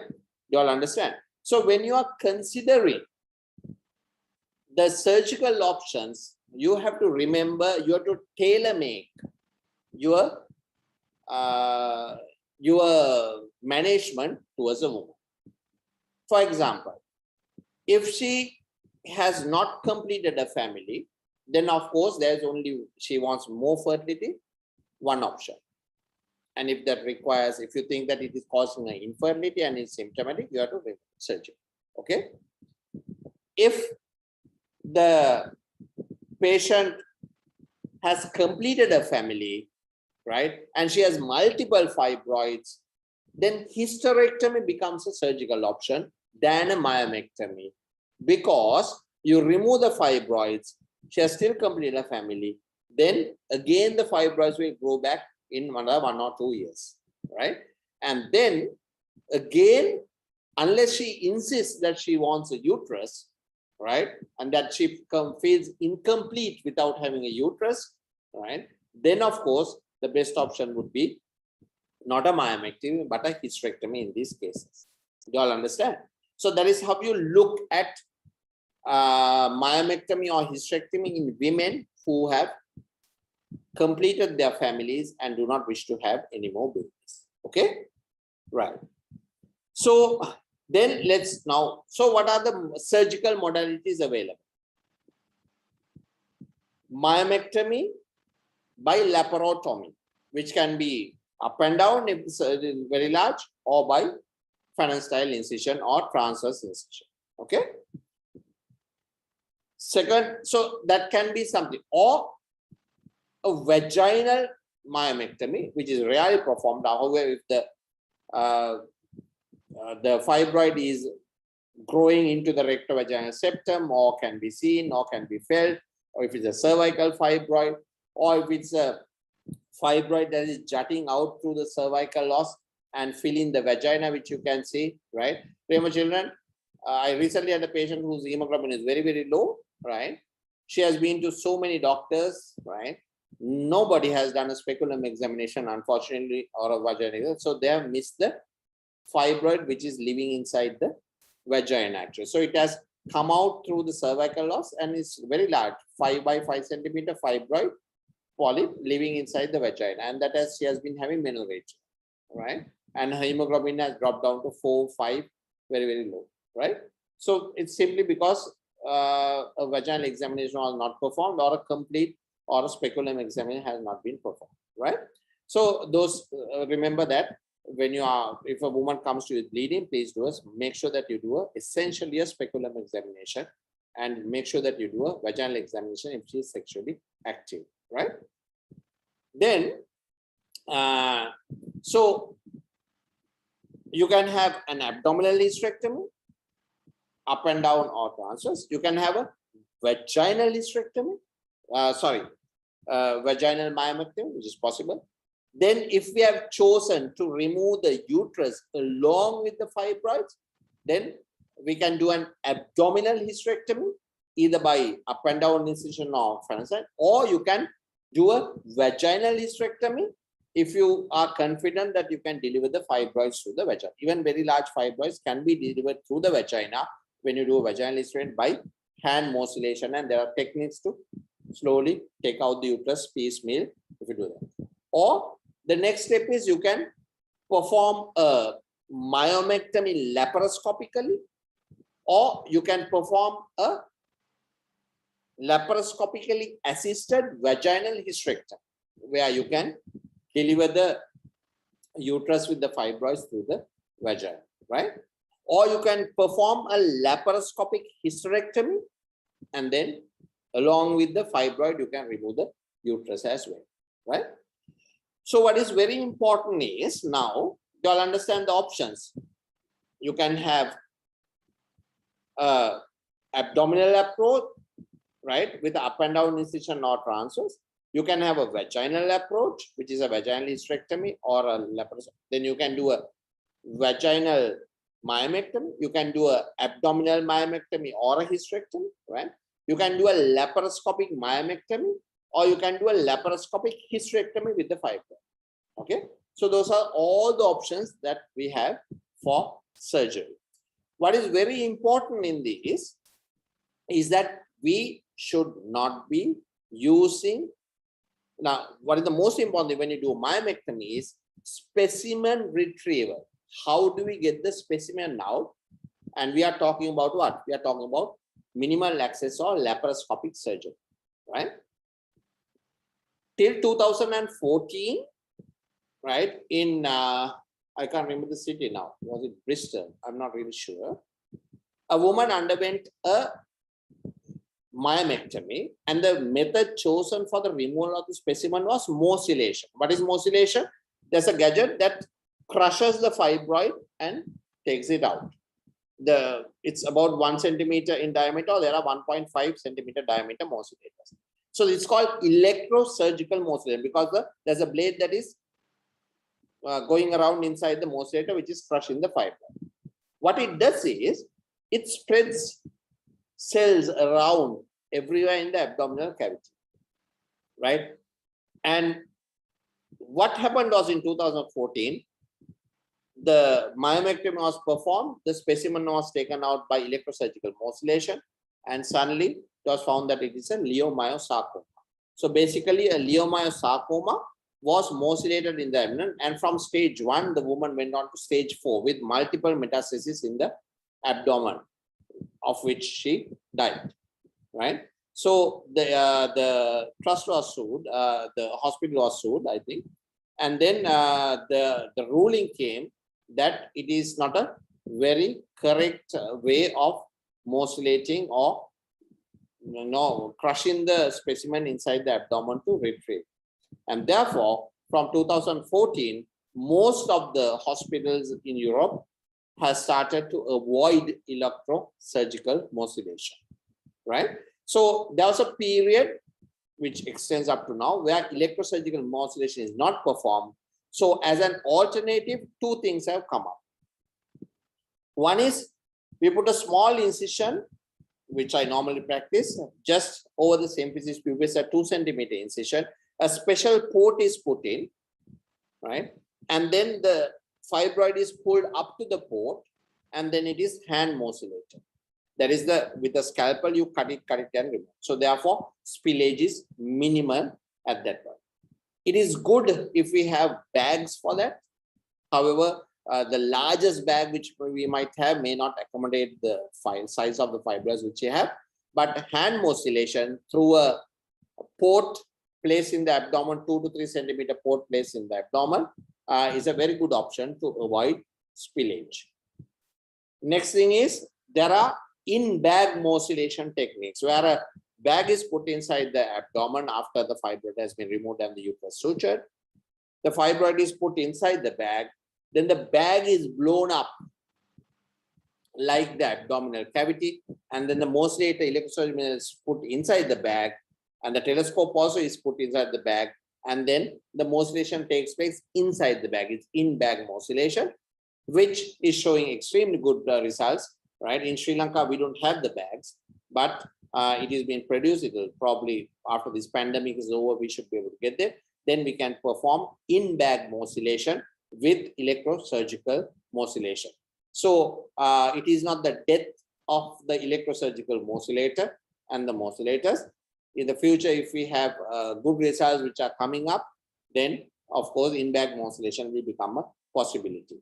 Till then, in-bag hand modulation with a hand port is an extremely good option. The cut is so small, so and therefore even it's not visible, and it's a very, very good option. So this is for specimen retrieval. The other option is, if we perform a hysterectomy and the fibroid is very large, we can do cold knife modulation. We can cut the fibroid cleanly with a surgical knife, with a special knife, and then it will be cut into a volume where it can be drawn out through the vagina with the uterus. So that is also an option, which is called cold knife modulation inside the abdomen, and the specimen can be delivered to the vagina if a hysterectomy has been performed alongside for the removal of the fibroid and the uterus at the same time. The vagina can accommodate diameters, or we can draw out diameters up to 10 centimeters. Remember, the baby's head is 10 centimeters. It can come out through the vagina. And therefore, when we pull a specimen out of the vagina, even 8 to 9 to 10 centimeters in diameter can come out through the vagina. So those are the options available for specimen retrieval. And these are the options available for surgical treatment of fibroids.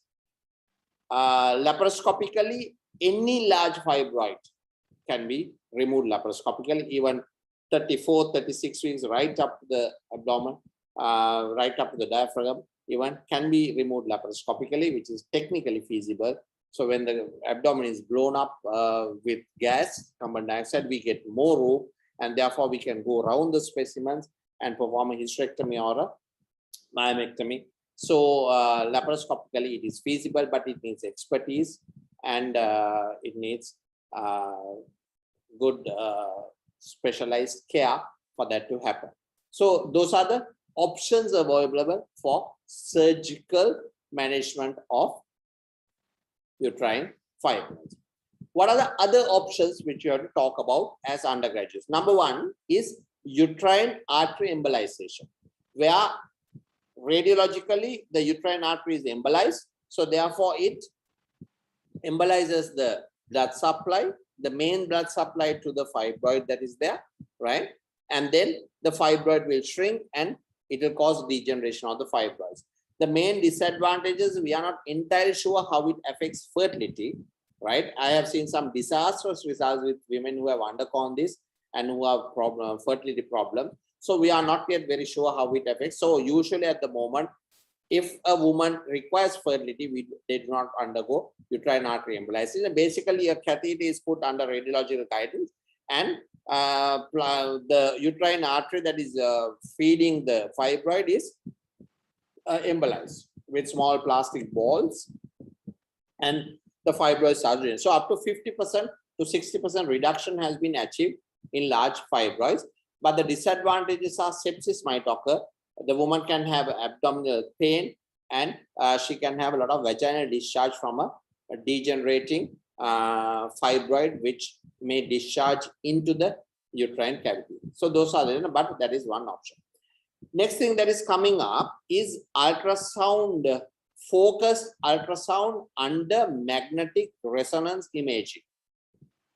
Basically, using MRI, you focus an ultrasound beam into the middle of the fibroid. This is high technology, and that heats up the fibroid, and that causes death of the cells, right? Fibroid cells, and causes. So up to 50-60% reduction in the fibroids have been found, but it requires MRI. It requires a lot of expertise and a lot of, so it is a modality that is coming up, but extremely probably expensive, and long-term consequences on fertility is not known. So we do not know how it's going to come up, but it is seems to be a very good non-invasive, minimally invasive method of treating fibroids, which may be there in the future. Then there is cryolysis, which is putting something inside into the fibroid and making it very cold so that the cells will degenerate, but a lot of problems with that technique. Then there is myolysis, where you put, or laser myolysis, where you put a laser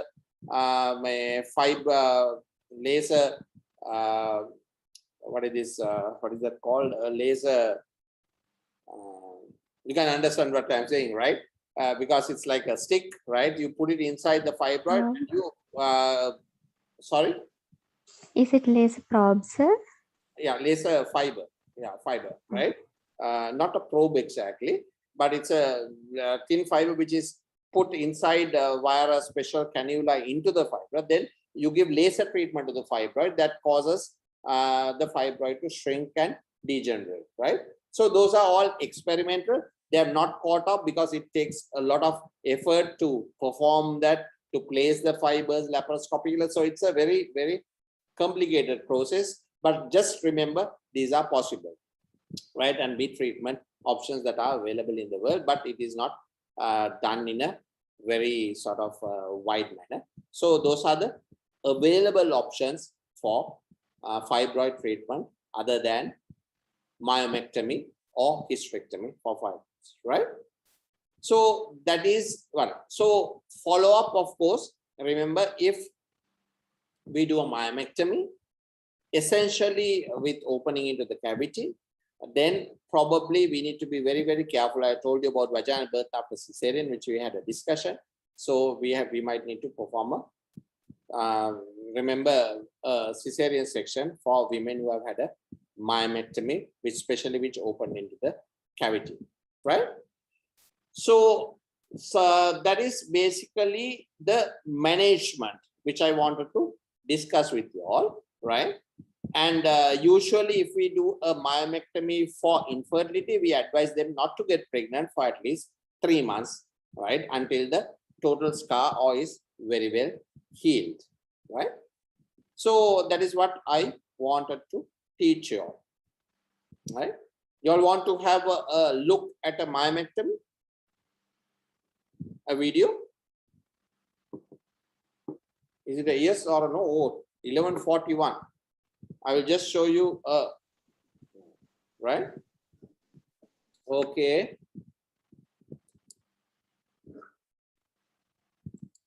Let me find one for you. I can just lift it off my workshop.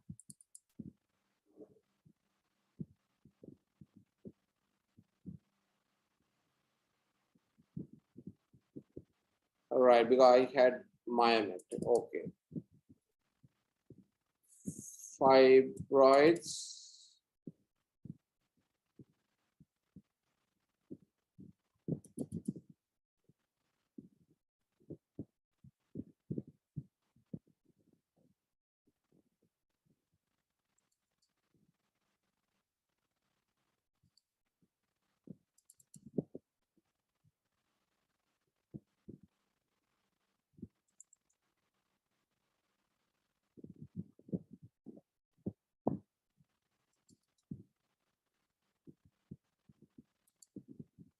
Right, give me a second because I didn't have.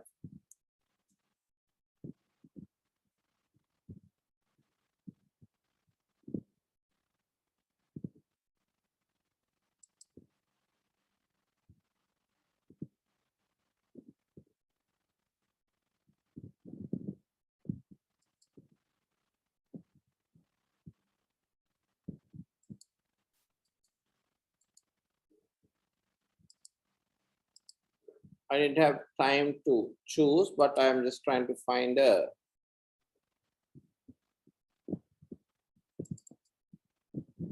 hysteroscopic resection for you.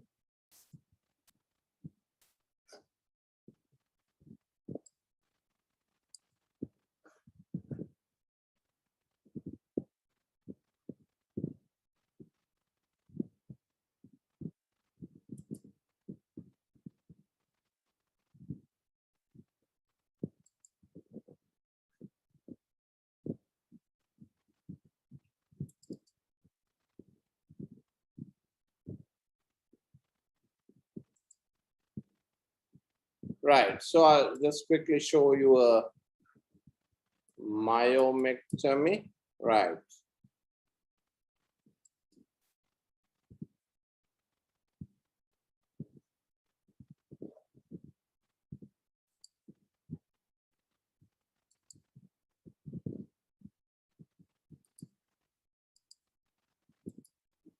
Can you see my screen, children?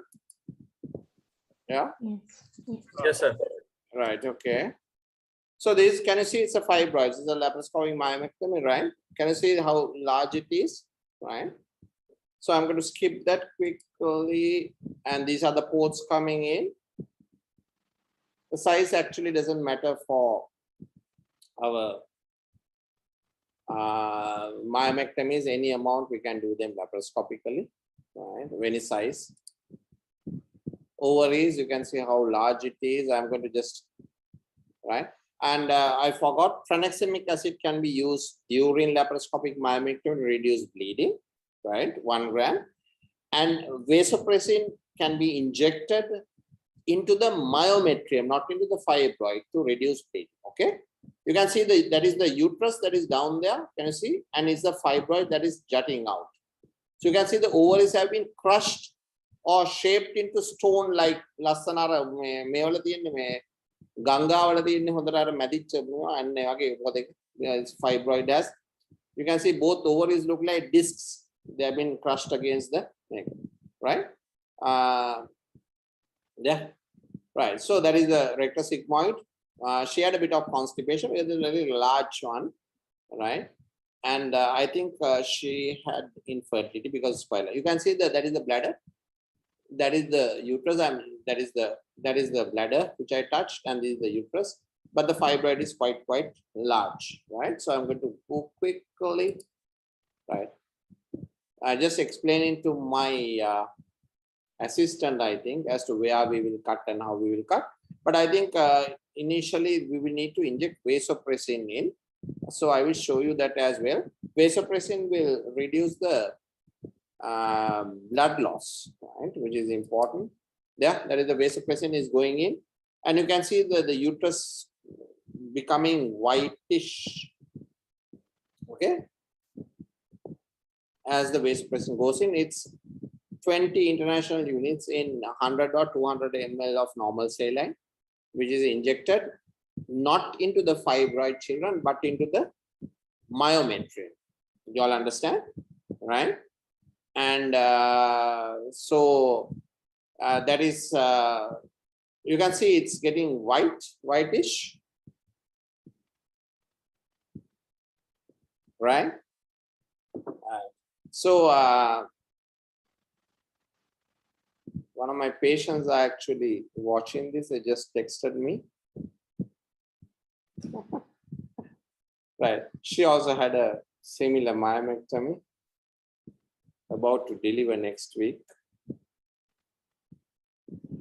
Right. So you see it's becoming whitish, right? So I'm going to, yeah, can you see how whitish it is becoming? It's, so now once that is done, now we have to cut the fibroid. So this is the minor. So what is very important is this is monopolar cutting, children. It's a monopolar hook. So what is very important here is to find the, remember, fibroid myometrial plane, or a plane between the correct plane between this. So it can be enucleated out, right? Otherwise we'll be removing the fibroid as well, right? So we need to have a sufficiently large cut on it. So monopolar will cut very nicely, or even a blended one, right? You can see that the fibroid is slowly coming into view, right? Right. So I'm going to just, that is the cut. The next thing is a myoma screw will be inserted into the fibroid, right? To give traction, so that I'll be able to quietly be able to take off the myometrium, to dissect the myometrium of the inner. So what is, whitish, you have to find the correct plane. This sometimes, although it looks like the fibroid, is actually the myometrium which has been crushed and it becomes not reddish but whitish, right? Yeah, can you see the plane coming into view? So it just peels off if you get the correct plane. That you can see that blood vessels growing around the fibroid. You can see that, that is where because there are no blood vessels going into the fibroid. It is always on the surface. I told you, remember? Because all this started off from one cell, imagine, right? There must be billions of cells there, right? So that is bipolar.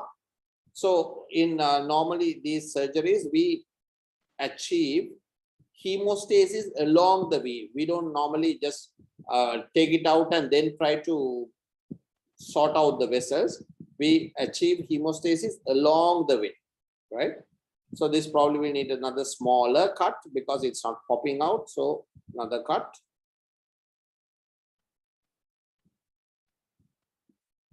Right, so I'm going to advance this a bit. Right, advance till it's coming out. So this takes time. Coming out, still coming out. Can you see that? Right, I'm going to go fast. Still coming out. So we have to be very careful where the fibroid starts and the cavity starts. Otherwise, we will take off the cavity. Right. So therefore, you see that is the uterus now, but that is the flap of the uterus which was encircling or covering the fibroid. So that has to be slowly dissected off. So I will go quickly still. Because it is the vasopressin that was there that caused minimal blood loss. Otherwise, she'll be having torrential bleeding by now, right? So I'm going to go quickly. And now you can see that the fibroid has been removed from the uterus. And you can see that is just the cavity that is down there. So you can see there's on the small fibroid. So this is basically a myomectomy. So I'm going to just go quickly. There's another one. So that is the second fibroid. You can see that is coming out. Can you see that? So that is the second one. So it was just lying underneath the first one. So now in this instance, remember, we have to be very careful because if we go with the wrong surface, we will take out the cavity with us. And that will be the end of her fertility because I can't remember this case exactly, whose or what, but I think fertility must have been an issue. So in this case, even when the large one has been taken out, the second one will be sitting on the cavity. So therefore, it needs very, very careful enucleation. Can you see? So it has to be, when I'm going down, it has to be very, very careful, and we have to cut right alongside the fibroid itself and leave the myometrium intact to make sure that I'm not taking out the cavity. It doesn't really matter even if you open into the cavity, you can do the suturing. So that's not a problem as long as the cavity is intact, right? So opening into the cavity is not a problem at all during myomectomy. If it, open it, you just suture it, right? So, but you need to do a proper job about suturing it, but that of course is not a problem. So can you see how carefully it must be done to make sure that you are just removing the fibroid and not the cavity, right? And sometimes the myometrium also looks whitish. So that's all done. Both have been removed, and that is the cavity. Can you see? That is the cavity. So the cavity has been opened, and that is the endometrium. So you can see how close the association was between the cavity, and I opened it into it purposefully, although because to make sure that there's no fibroid there, I'm cutting it. So I just wanted to make sure that is the cavity that is, the endometrium or the cavity that is jutting out. So I'm going to just make sure that it is not another fibroid. So I made a hole in it, and then I see the endometrium, and I know that it is the 100% the cavity. Can you see how it juts out, right? So here you will just need a few sutures to make sure that it is the cavity, and then you can see that the endometrium is just jutting out. So we put a few sutures there, and that just, so that was opened purposefully, which can be done. That is the cavity. Got it? Can you see how the endometrial myometrial junction is, and the fibroid was sitting right on top of that? So if you are not careful, we'll just remove the cavity itself. So this is a very good demonstrative video as to how careful we need to be in this. So the next part, children, is suturing. There are a few fibroid outside, so that's I'm removing those, right? So that now we will stop.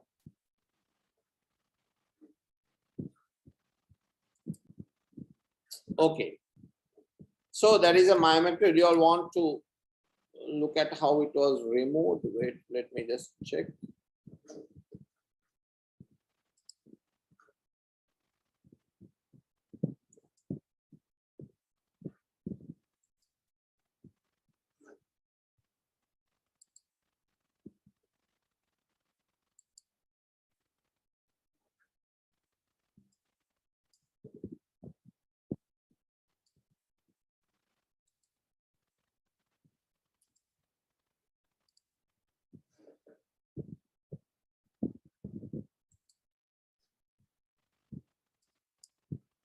Right, can you see this? Yeah, okay. So I will just show you how. Now this is just another fibroid that was coming out, remember? And that is slowly it's going to starting to bleed because the effect of vasopressin is wearing off, right? So now the cavity, you can see the open cavity, and now we are going to, I'm going to do the suturing, right? So there are the cavities getting sutured, can you see? So it is, so one stitch is enough, more than, even if it is left unsutured, that's all right, because we are closing the myometrium ovate. So that's a problem.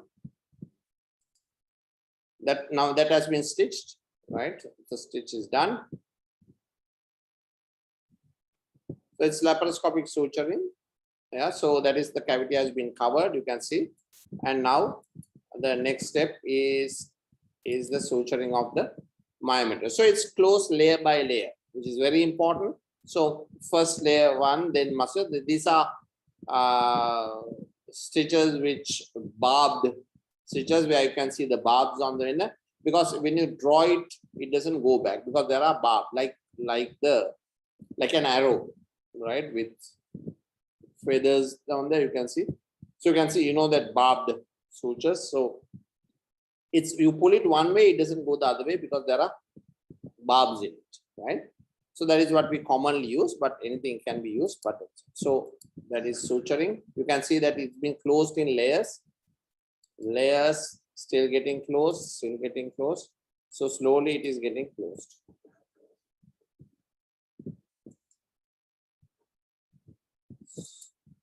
Right, so can you see now? That is one. There are a few more things to suture there. Another side there, but you can see the main thing sutured. So this is actually a laparoscopic myomectomy. I just wanted you to understand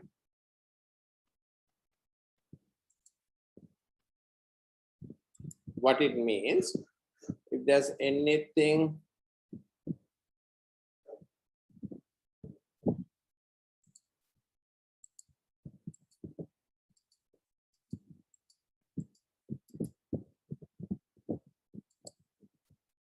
right, I will show you quickly something about specimen retrieval, and then we will end the session if there are no questions.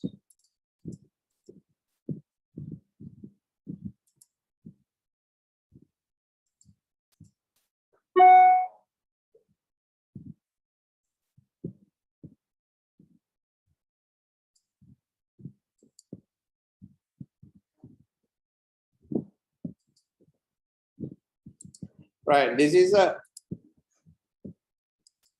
right, children. So this is a port which I told you about. See, can you see that port has been put into the abdomen? Can you see that? And the fibroid is fed into the port, and then motilation or hand motilation is done from above.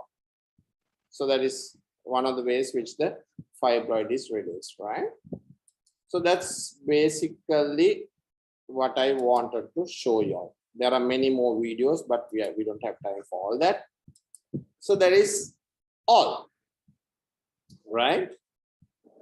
So a total of 100 have not slept. I'm impressed with the interest generated by our undergraduate students in the quest for knowledge, right? And okay, so let us go into the gallery where I can see some of the sleepy faces, right? And I'll just answer the questions, children, and we'll wrap this up.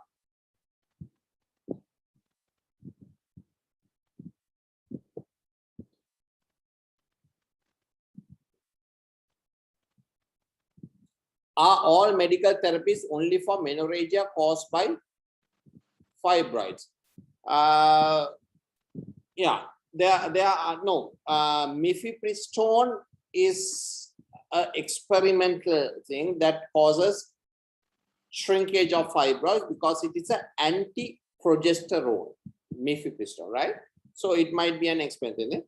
Then ulipristal acetate causes shrinkage, and then but however it is not licensed now. Progesterone receptor modulators like raloxifene and may cause shrinkage of fibers, but it is still not licensed and it is not very effective. So most of the therapies that we are using, which I spoke to you all about, is for the reduction in bleeding for patients who are having menorrhagia due to fibroids, right? Somebody has written probe. I don't know what that means, so I'm going to skip that. Then somebody has written, yes, sir, but probably it's the answer to one of my questions. Is there anything we need to know related to fibroids with patient education related to any emergencies, red flag signs? Is there anything we need to know related to fibroids with patient education related to any emergencies, red flag signs? Right. Now, of course, if you go to the Royal College of Obstetrician and Gynecologists, there are patient information leaflets where you need to just check on those, and there you will see the information leaflets pertaining to proposed myomectomies or hysterectomies due to fibroids, where it answers almost all the questions that a patient would ask. Are there any emergencies due to fibroids? The emergencies are pain due to degeneration, but the pain may not be acute. But the emergency is if a pedunculated fibroid twists, then there is acute pain, and therefore it can be an emergency, right? Of course, the other thing is if there is a submucosal or intracavity or which causes severe bleeding, which causes the hemoglobin to come down to 3, 4, sometimes 3, then of course it is an emergency where you need to treat, but right, you will need to give blood, you need to do certain things, so that also can be thought of as an emergency. Red flag signs, basically red flag signs means you need to be worried about something, no? So yes, if the demarcation is not very good and we are really not sure whether it is a fibroid, of course you need to go to an MRI, and of course a general ultrasound scan and instead see whether there are any metastases there where we are missing something. So leiomyosarcoma may not only be present in the uterus itself, there may be mets everywhere which you will miss if you do not do a general investigation of the abdomen as well, right? So therefore most of these problems can be sorted by doing an ultrasound scan of the abdomen and a ultrasound scan KUB before you do any kind of intervention, gynecological intervention.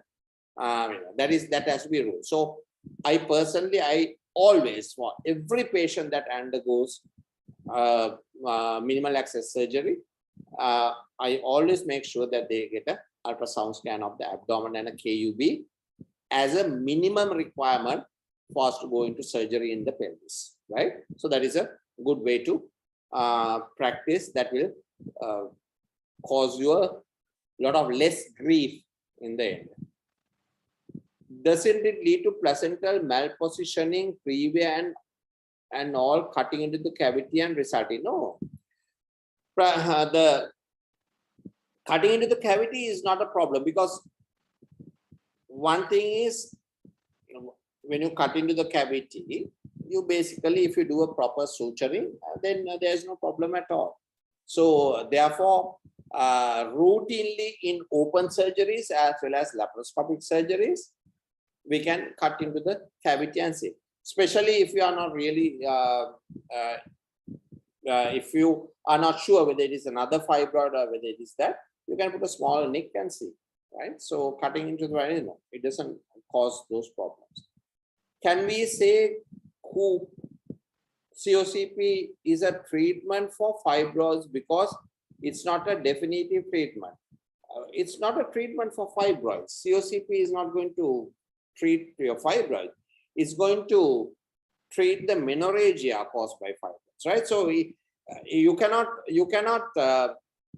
in a blanket way say this is a treatment for this. You need to specify why you are using oral contraceptive pills, and you use oral contraceptive pills to reduce the bleeding, which may be caused by fibroids. Okay.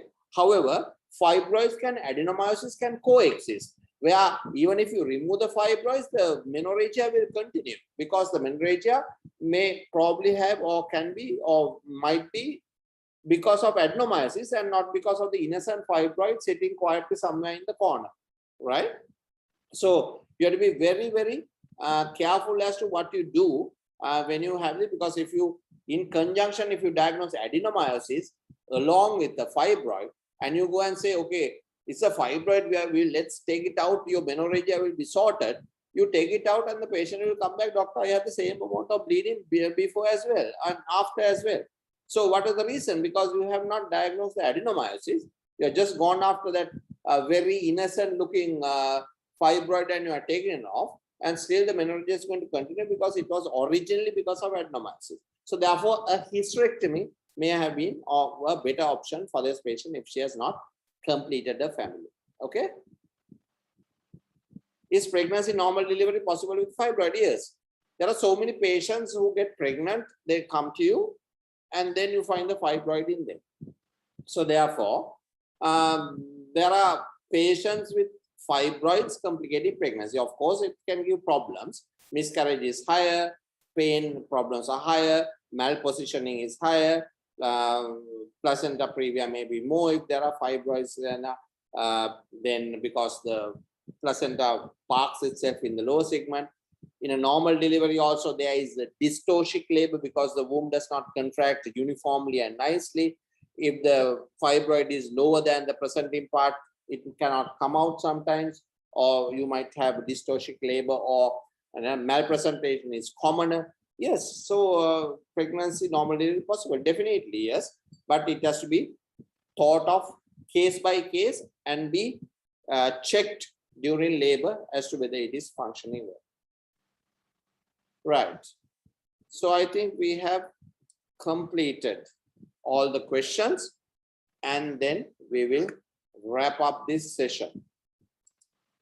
Yeah.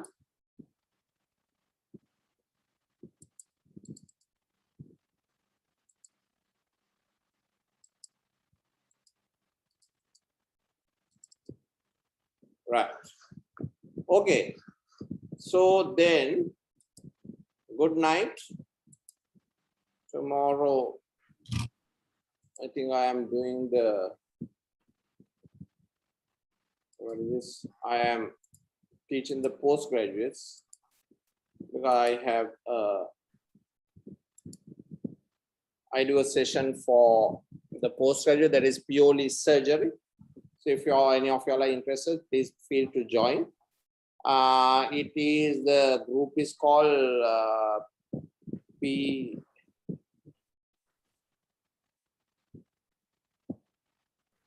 group is called O&G PG, postgraduates, right? So therefore, if you all are very much interested in surgery, you all can join and teach. Okay, all right. Okay, somebody has just typed in a last minute message. Okay, let's see.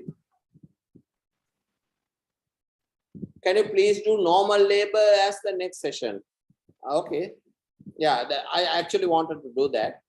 Today's topic was proposed by a gentleman who I know, right, who has had many AOs now. But yes, normal labor, yes. I will do normal labor next session. Normal labor has to comprise of several segments. We'll do CTG as one total segment, one session, right? Which is, it takes long time, 1.5 hours. Normal labor, I will lay out all the principles of oxytocin management, everything. We will do it next time. Yeah, sure. Partogram, all that thing we'll cover next time. Okay. Okay then. Good night. Thank you, sir. Good night. Thank you, sir. Bye.